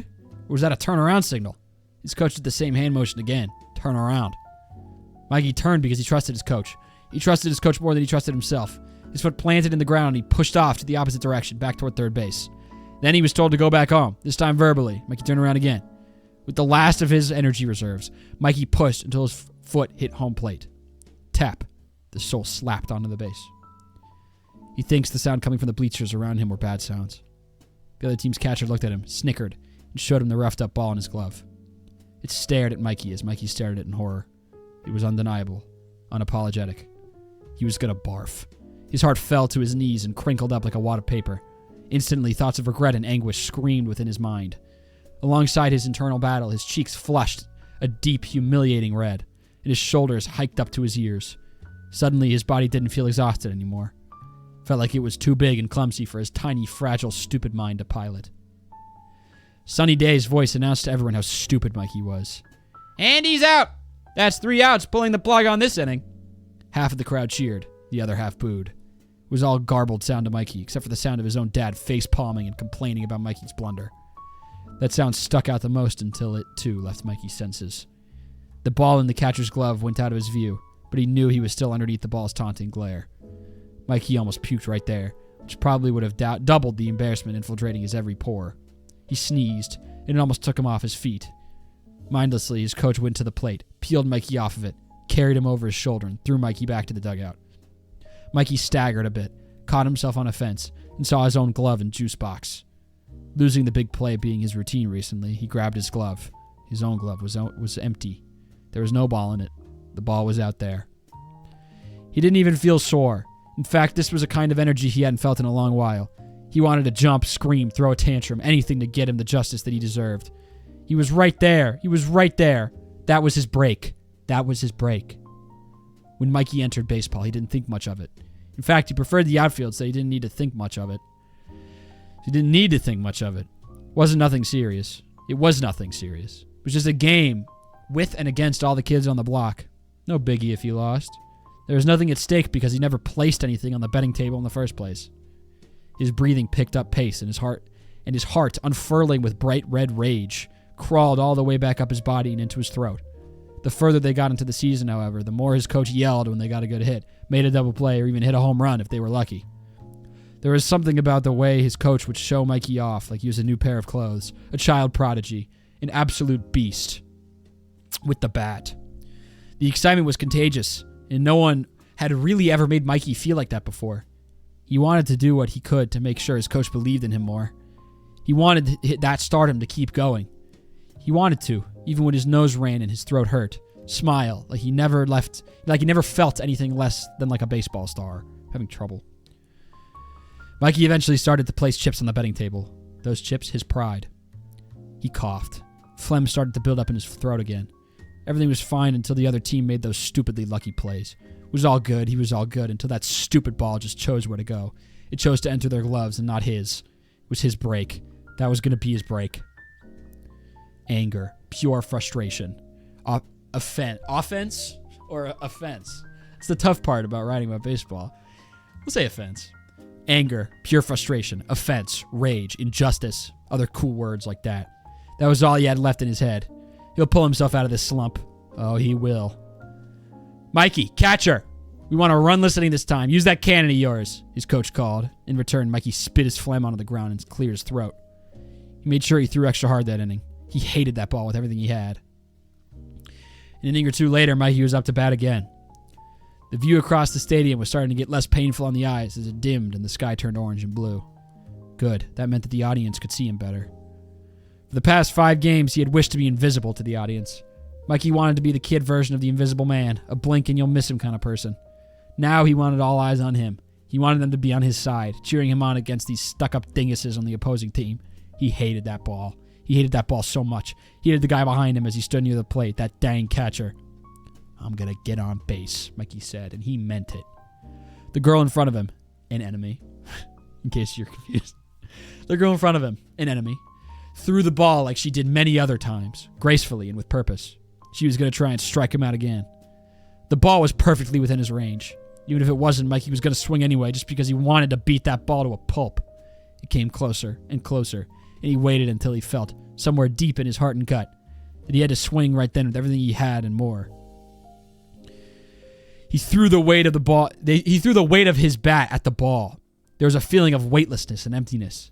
Then, it hit it smack dab in the middle. It seemed to stay wrapped around his bat for some seconds, and his mind supplied the sound of the screeching of a car. Mikey pulled his bat through the air more and more force, anger, seething, and general sense of loss of a play he could have had, until eventually the ball couldn't take the insult and pain and launched right off his bat like the bat was a hot iron. Friction almost lit his bat on fire, and Mikey swore he could see smoke lift off it in relief. The ball watched him as it flew. It had sadness in its eyes, the same sense of loss Mikey felt. Mikey could find no pity for it, but it wasn't like he looked too hard anyway. It raced up and far in the air, going, and going. Mikey walked to first base as people in the outfield tried to position themselves below the ball. He watched it fly while he walked, not because he was interested in where it landed, but instead to savor the moment. This would be his break. Blasted! His coach yelled from the dugout. Go! Go! It crossed out of the field and into the bleachers. Plain as day. Unapologetic. Factual. Sunny Day grabbed her microphone and cheered. Move over, Sputnik, because this baby is headed for orbit. The crowd's screams and roars drowned out Vinny the Gooch's comments, which, thank God. His coach screamed and threw up his arms. He's back! He's back! We've missed you, Mikey! We've missed you! The man produced a party popper out of his fanny pack and struggled with it for a moment before it burst out confetti in celebration. Mikey almost cried. Wait, hold on, let me scroll down a little bit. There you go. Mikey almost cried, though it may have been the stiffness of his head, too, as he walked by the bases. The players manning the bases were hanging their heads, while the shortstop chewed the pitcher out for letting him get a home run on the first pitch. He wanted to correct them by saying it didn't matter what the pitcher did, that he would have gotten a home run no matter what, but he just wanted to score. It was his first time in a long while, after all. As the blimp above started to leave, Mikey approached the catcher who was sitting next to home plate. Mikey took his time. The catcher looked up, made a look of realization, showed a thumbs up. I'll put that away, Mikey coughed. Or better, stick it up where the sun don't shine. He took that line from his dad. He thanked his dad in his mind and vowed to learn more about trash talking. Maybe Angela could teach him. Man, the catcher said in response and put the gesture down. Only then did Mikey step onto home. Tap. His soul tapped onto the base. He scored. His coach swept him up in the air out of nowhere, spun him around in glee, and then got sneezed on. As he was put back down, Mikey took it all in properly. He was back. There was no more dreaming. He'd hit his shots now. He just had to, because he was back, and the playoffs were no laughing matter with the Blue Fishes. He looked out across the field. The next batter was already set up and ready to hit. This was a serious game now, he saw. These were the playoffs, and he wasn't going to let some stupid ball or player get in his way of making everyone proud. He had his moment to slump. It was time to properly play ball, and he knew he was going to play the hardest. He was proud to be a blue fish. It was good. Good character study. Thank you very much.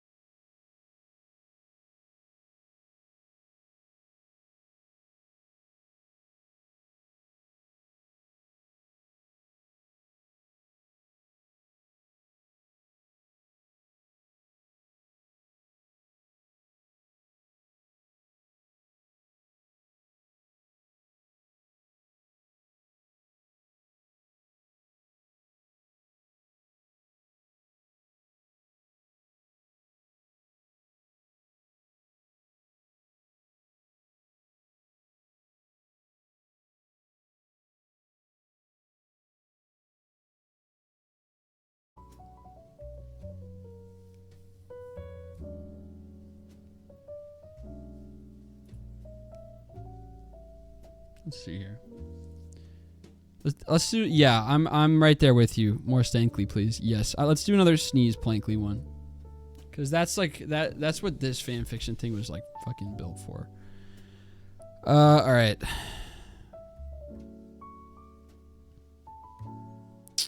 Got these two. We have Confession and So Close But No Cigar.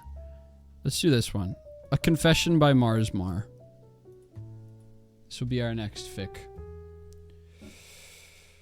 Here we go. A Confession by Mars Mar. Chapter 1. Are there multiple chapters? There are. There's a next chapter button. All right, this is chapter 1, The Confession. It was a beautiful day on Brickland Island. The sun shone brightly over the island, the wide, endless sea sparkling. Across the island, citizens went about their day, no differently than normal. Derek White was flirting with his wife, Moira Quirk, at the fountain, while Sonic was practicing his tennis skills and the Queen was singing at the concert hall. It was a perfectly normal day. For all but one person.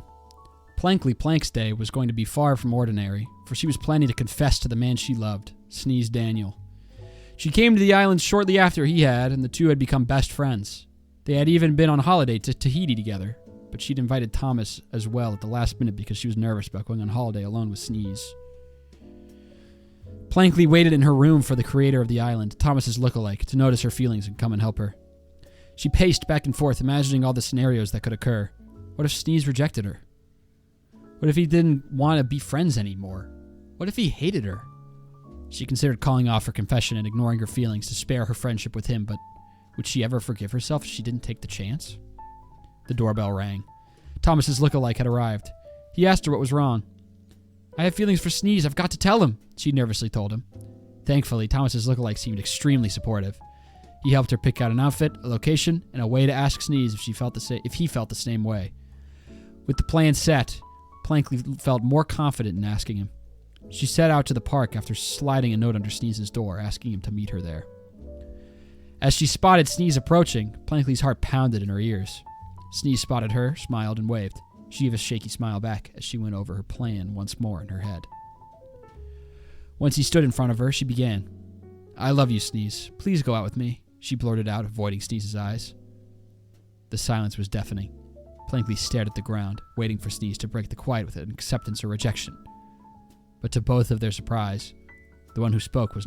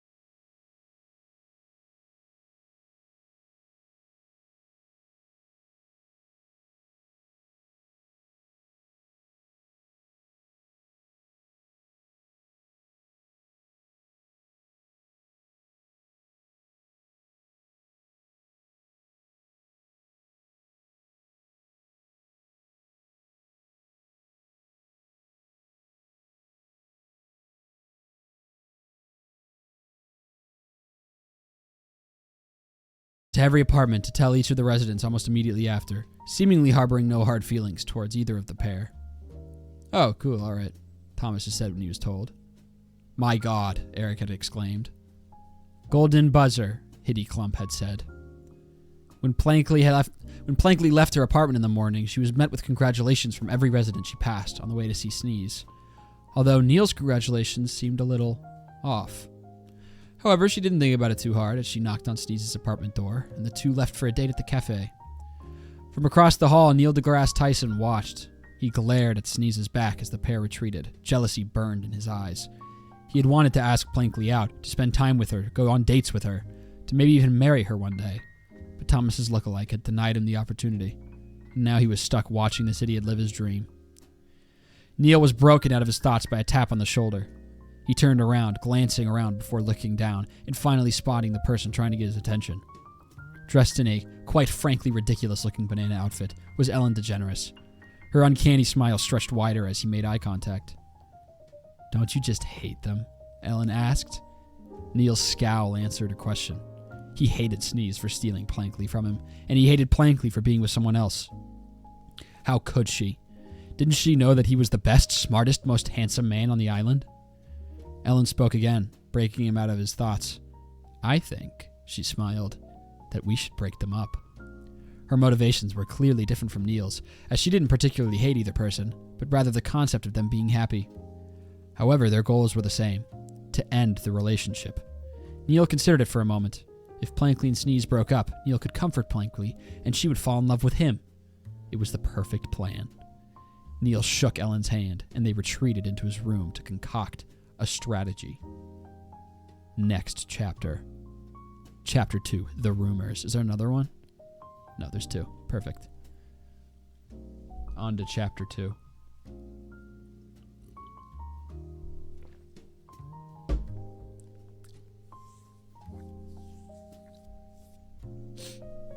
The past few days had been perfect. Plankley and Sneeze had spent so much time together, even more so than when they were best friends. They'd gone to the cafe and had cake and tea together before going to the beach and taking in the waves. Going to the beach and taking in the waves, blowing bubbles at the observation tower, riding roller coasters at the theme park, and going clothes shopping. They'd done these sorts of things as friends too, but it felt different now that Plankley didn't have to hide how she felt. She suspected Sneeze felt the same way. He'd even let her hold his hand. But just a week after they'd gotten together, everything changed. Here we go.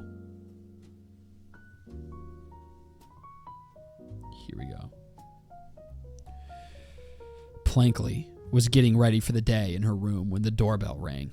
Answering the door revealed Jazzcat, who told Plankley that she had some bad news. Oh dear, what is it? She asked anxiously, closing the door behind Jazzcat. It's about Sneeze. Sneeze? Is he okay? Is he sick? Jazzcat shook her head. Actually, there are some rumors going around that he's cheating on you with Bopsy. Ellen said she saw them on the roof of the apartment building last night, and Neil said he saw them go into Bopsy's room together last night. Plankley could barely process what she was hearing.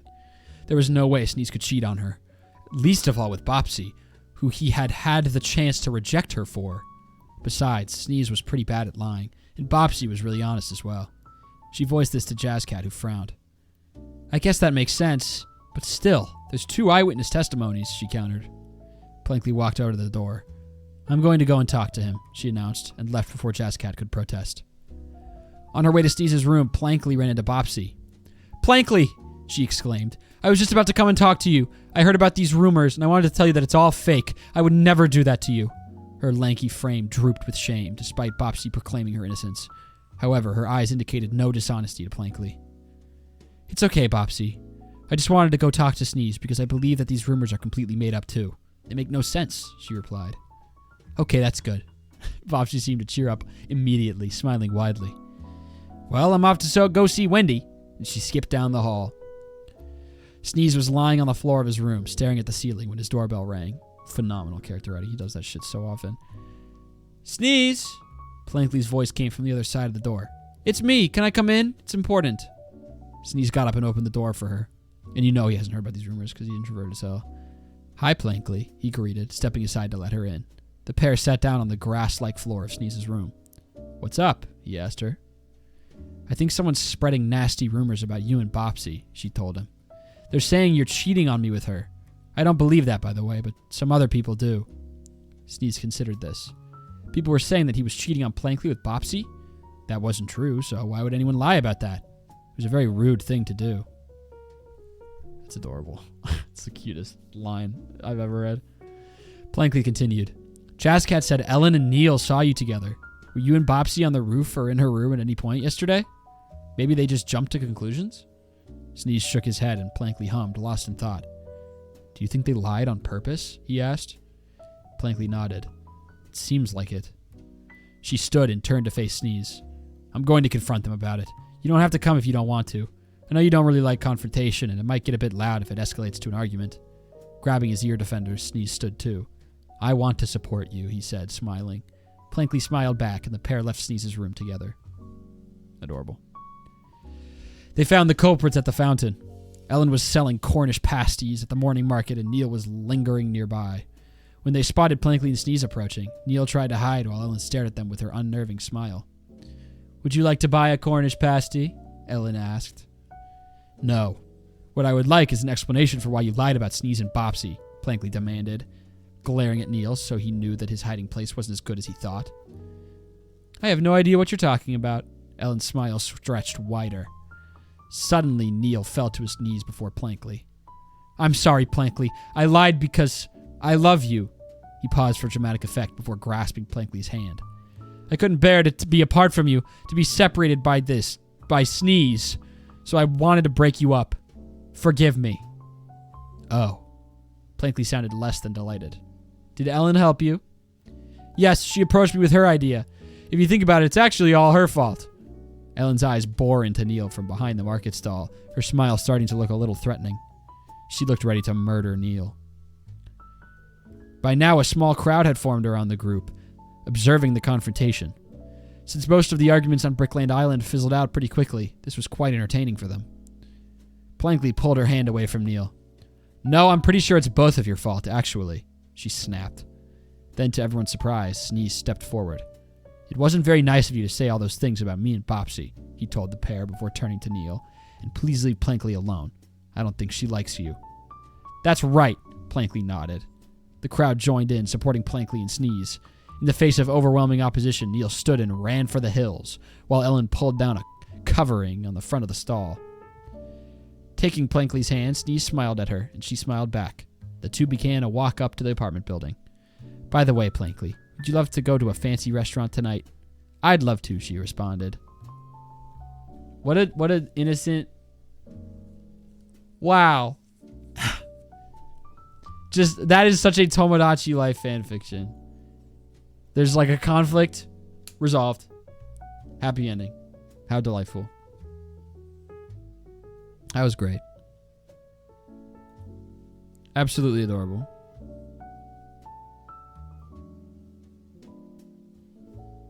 Let me check it off. Thank you, Marsmar. Very cute. Okay.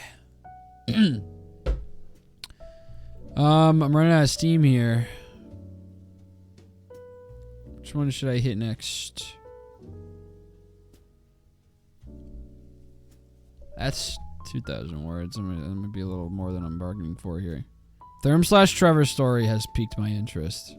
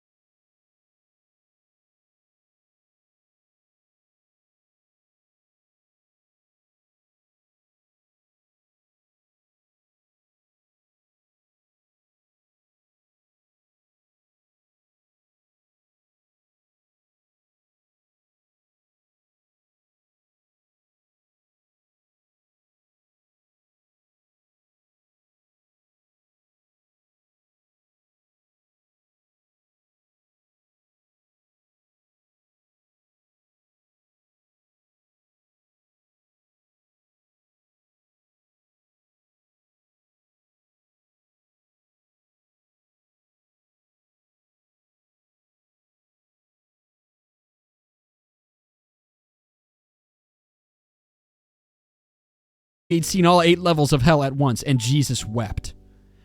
Damn you! Therm shook his fist, pitifuling at the bear, but Monokuma just smirked, and it probably looked like this.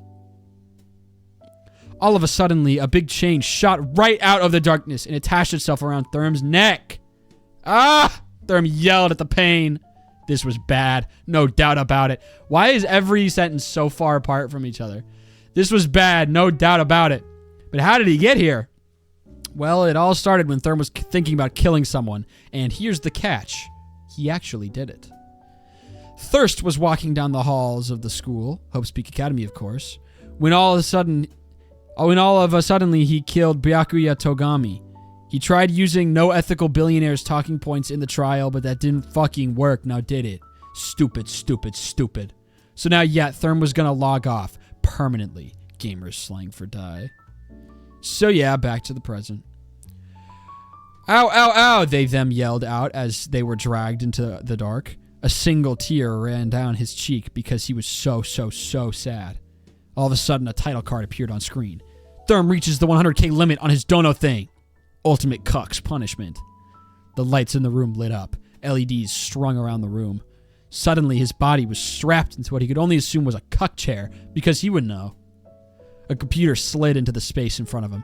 Music started playing, but it wasn't from around him. It was from the computer. It was catchy and really good, honestly. Not even in a biased way. Like, it was genuinely were expertly made. Like, he wouldn't turn it on, but he wouldn't skip it on a playlist. All of a sudden, the computer lit up. Danganronpa 2.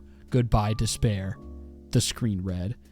Termi began and thrashing around, but he was strapped down, so it was pointless. Stupid, stupid, stupid.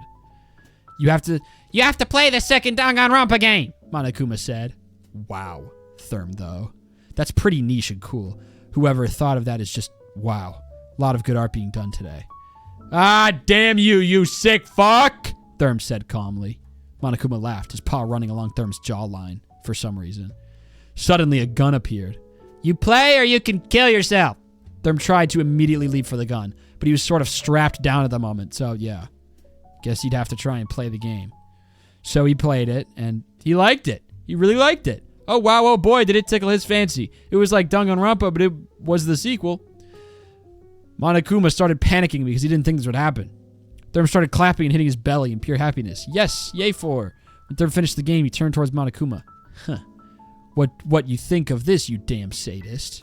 Monokuma looked at him with rage. Then he hit his big fat belly and started laughing as it jiggled with great fervor.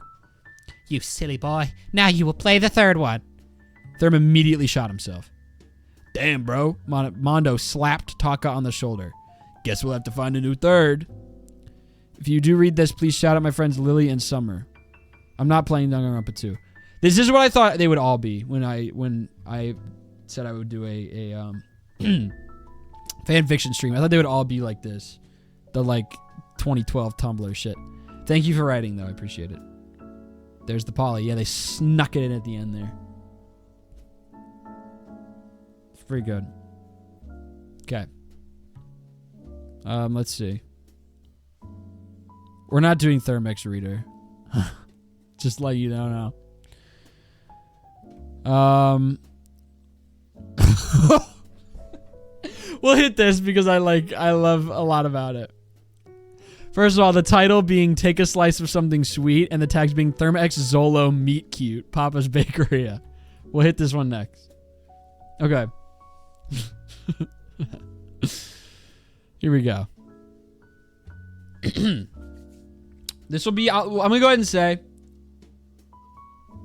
it's 4:47. This will be the second to last one I read. I'll read this one, then I'll do one more. And then we're done. Thomas was honestly at his wit's end with this job. Making pies all day, every day. Order, fill, bake, decorate. The same off-putting...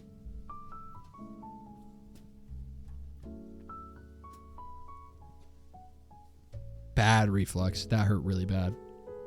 Whew! We had 68K. Bang. Thank you, guys.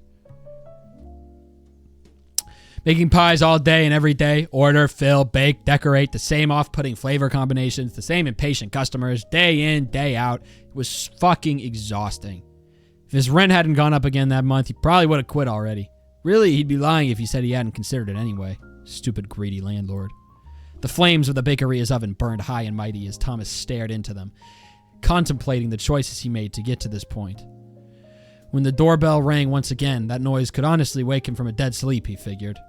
He checked the oven's timer once more before making his way up to the front counter, ready to jot down yet another diabetes-inducing pie order. Welcome to Papa's Bakeria. What can I... The sight of the customer stopped his practiced spiel dead in its tracks. Someone new. Someone he had never seen before. Not around town, not in the mall that housed this bakery of torment, not even in the crowd at the raceway. This man was, to put it mildly, utterly striking. Orange hair, bright like the oven's embers. Tanned skin dotted with sprinkle-like freckles. Thick brows and wide eyes giving an expression like no other. A tall, full-figured build. Brightly colored clothes in every color of the rainbow. The most notable thing, though, was the large X on his shirt, peeking out from behind his scarf. X marks the spot, Thomas couldn't help but think. Bar. Snapping himself out of his stupor, Thomas coughed and cleared his throat. Sorry, excuse me, what can I get started for you? The man rattled off an order, not too out of the ordinary. Thomas could barely comprehend the words, his fingers quivering as they gripped the pencil so hard it could have snapped in two. He wordlessly hoped he could reread his white-knuckled scribbles when it came time to prepare the pastry. Okay, and a name for the order? A fucking stutter, really? What was he, a schoolgirl with a crush? Why did his face feel so hot? Before he could mentally slap himself too hard, the man gave a response, his voice deep and gravelly in a way that made Thomas's stomach do a little flip. Zolo. Thomas felt like he was sitting in one of the industrial ovens, the room around him having grown a little too warm. He calculates the price of the order on his till with still trembling fingers. Cash or card? Card. Zolo extends his hand to Thomas, offering his debit. With sweaty palms, Thomas reaches over the counter to take it. As he closed his hand around the card, their fingers brushed gently against each other along the plastic. It was a simple little touch, a common transactional mishap between two strangers, yet it did something to Thomas he had never experienced before. The very second that flesh met tender flesh, it was as though new colors had made themselves known to him. The world surrounding him grew brighter, warmer, but in the most pleasant way imaginable. In that moment, that meaningless, fleeting little moment, nothing else in the world mattered outside of that touch. Fuck. Can't afford to fall in love right now, not after how it ended last time. He always was a bit of a hopeless romantic. The rest of the shift went by in a blur of colors and sensations, every face in the Bakeria unimportant and insignificant besides Zolo's. Not even the closer mattered. He knew they'd come back no matter what the hell he served them. As he walked home beneath the starry night sky, his eyes remained fixed on the cracked pavement below his feet. His mind swam with Zolo's face, his fiery hair, and his sensual voice. Well, one thing was for certain, at least. He definitely wasn't quitting anytime soon. A slice of something sweet. Give me a piece of that. All right. Let's do one more. Andrew's fic. Oh, I didn't know Andrew made one. Oh, yeah, there it is. The Cliff. 1,000 words. This is where we'll stop. Sorry, I'm very sorry if your fic was not read. I appreciate it, but I can't get to all of them. But if you go on AO3, look up Therm, you can read them yourself. As well as some really ones that I really hate from like 2022 that I was made aware of when I did the Stardew Valley trials. Wah wah. Skip those. Only read ones that were written like the last year. Okay. I'm not doing part 2. The Cliff. This is a Breath of the Wild fic. This is nice. We've had a lot of the same games. The fields of Central Hyrule were relatively calm today. Monster sightings were minimal. Deer and horses alike were free to graze in the fields without worry of attack. Bird songs filled the air as the occasional traveler made their way along the dirt roads. There's a buzzing of bugs in the air, an indicator of the oncoming summer season. A gentle trickle of rain came from the skies above, blessing the earth with fresh water. And somewhere in the distance, a man screams. Fingers slip against damp rock as he slides all the way down to the base of a cliff. Damn it, he swears, glaring daggers at the massive stone in front of him. This is ridiculous. The rain came out of nowhere. Huffing with frustration, he fixes the climbing bandana on his head, an integral piece of armor in his collection. Antsy, he flexes his fingers before attempting to grip onto the rock again. He hoists himself up, one foot above another, making steady progress up the cliff. About a meter of height is gained before he inevitably slips and falls back down once more. Fuck, he shouts again. This is like the second hour of stream and I feel like we've made no progress. This rain isn't helping. He's speaking to no one. Or at least it appears like he's speaking to no one. There's nobody around. Unbeknownst to the people of this world is the fact that there's an omniscient viewership of a few hundred people or so watching the man's every move as he broadcasts it to the world. A viewership that can respond to him in real time, chatting as they watch his adventure, giving advice that they perhaps perceive to be helpful. Therm, climb up for 3 seconds and then press the button to jump, he says, somewhat monotone, reading aloud from a chat box only he could see. Or wait for the rain to stop. Look, no, we're not waiting for the rain to stop. That could take another hour of in-game time. That's dumb. This cliff isn't even that tall. I know how to climb. Been playing this game for weeks now, and you guys did this shit last stream too.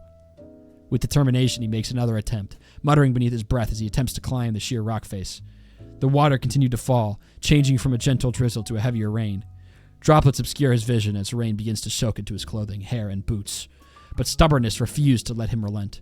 He had a goal in mind now, and he wasn't going to back down. This time he advances even further by raising a struggling hand to grab onto a small portion of rock that jutted out from the side of the cliff. Come on, he grunts. Just a little more. The piece of rock he's clinging to breaks off, and with a shout he falls several feet back down to the ground. He lands squarely in the grass and mud, boots slipping as he attempts to pick himself back up. In his periphery, you can see a blur of text, multiple new messages appearing as he rises to his feet and swipes the grass stains off himself. I'm not looking at chat anymore, he announces to the air. I can do this myself. A short way away on the nearby dirt road, a traveling trader is walking with his mule. The pair stops and stares, watching the spectacle that is a man talking to himself and yelling at the air. Not just any man, the supposed hero of Hyrule. The trader glances at his mule, back at Therm, then pretends he saw nothing as he picks up the pace and jogs quickly down the path. Emboldened, Therm jumps back onto the cliff with a newfound vigor. I will climb this and we'll get whatever stupid reward is up there. But there isn't even a shrine. What is it? Some kind of chest? Some rupees? I don't care. Just give it to me. Right then left. Higher up he climbs, cautious in the more slippery areas. He ascends higher and higher, and when his fingers finally graze the grass up top, he lets out a whoop of excitement. With shaking arms, he hoists himself up and over the edge, rolling back onto the grass with a laugh. He stares up at the clouded skies, defiant, a grin on his face as he relishes in the achievement. See? He shouts with a laugh. I fucking knew I could do it. I told you, chat. The chat box that only he could see springs into a new mass of messages again, a text-based roar of cheers and congratulations. Some certainly felt more sarcastic than others, but climbing the cliff had been a feat he would bask in nonetheless. In the grand scheme of things, he still had a lot more to face. A monster to defeat, a princess to save, and memories to recollect. A rather wild adventure indeed, but if he could climb this stupid cliff, surely he could do a lot more. Alrighty, he says after a moment's peace. Let's see what's up here. Surely there has to be something, right? He looks around, scanning his surroundings. No glowing stone, no chest, hardly even any animals to be seen. No glowing shrine, sorry. When he dips his head down to look at his feet, though, he sees a rock. Immediately his expression drops. You're kidding. There's no way, he groans, kneeling down and grabbing the stone. I swear to God, if I pick up this rock and there's a... In a flash of green, a small woodland creature appears. A Korok, resembling a small plant, comes to life. Yahaha! Therm stares at it, not bothering to take the little golden reward it tries to offer, the Korok seed for having found it. When he drops the rock on its head, it makes a small oof sound in response. The chat box that only he can see erupts into laughter. God damn it. Thanks, guys. I appreciate that I succeeded. I going into this, I expected a lot of that's my third water cup. I expected a lot of fics of people trying to write themselves as chat into being helpful. I thought I was gonna get a lot of fics of people writing these fanfictions where it's like, Dumb was wrong and an idiot, and chat was right the whole time. But thankfully that didn't happen because that never fucking happens in real life. So, you guys know your stuff. Never happens. Ever. Alright. Chat apologist didn't come. Yeah. Proud. Alright, gang. Very well done. I know that the length of stream right now is only about 2.5 hours, but we're coming up on the end of the normal slot. I know I started late, but I truly am going to have to cut it off here. My throat is really killing me. That was a great time. Thorm, which is your favorite fic today? Fuck, dude, Kenna's.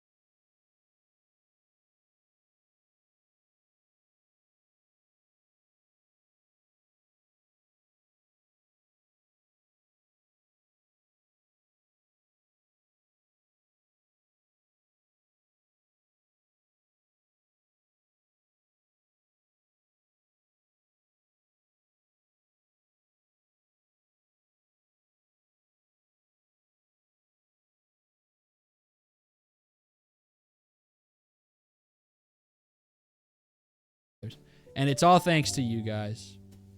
So thank you so much for giving up a lot of your hard-earned money for a cause. I know, the economy is not where it needs to be right now, at least in the U.S. So the fact that we raised this much money is awesome. And I'm very happy. It makes me very happy. Everyone in my family is very happy. Everything's good, man. Life is good. All right. Fuck cancer. That's right. Fuck cancer. Fuck cancer. I should make a fuck cancer emote. All right. As much as I loved this, I'm very excited for it to be over. One, because then I can get back to having a regular stream schedule on Twitch, which I will completely redo. I'll put a new one out later this week. And two, because I never have to fucking stream on YouTube again. It just doesn't work. I'm not doing it. Next time we do a charity course, even though viewership will be higher on YouTube, we're doing all the streams on Twitch because YouTube streaming does not work. All right. I appreciate it, guys. I really do. I will be live again on Thursday for, I guess Isaac. Yeah, I'll put some Isaac on Thursday. And then maybe we'll get a new series going on Fridays. You know what? I'm going to go ahead and say, I can't, I'm missing this Friday and Sunday. This coming Friday and Sunday, there won't be a stream because I'll be in Roanoke helping move shit around my grandparents' house for 3 days. So I'll be live on Thursday for some Isaac and then not again until next Tuesday. But I think what we're going to go ahead and do, is Tuesday Pokopia, Thursday Isaac, Sundays are going to stay Elden Ring. And I think next Friday, we are going to start a new Pokemon Nuzlocke.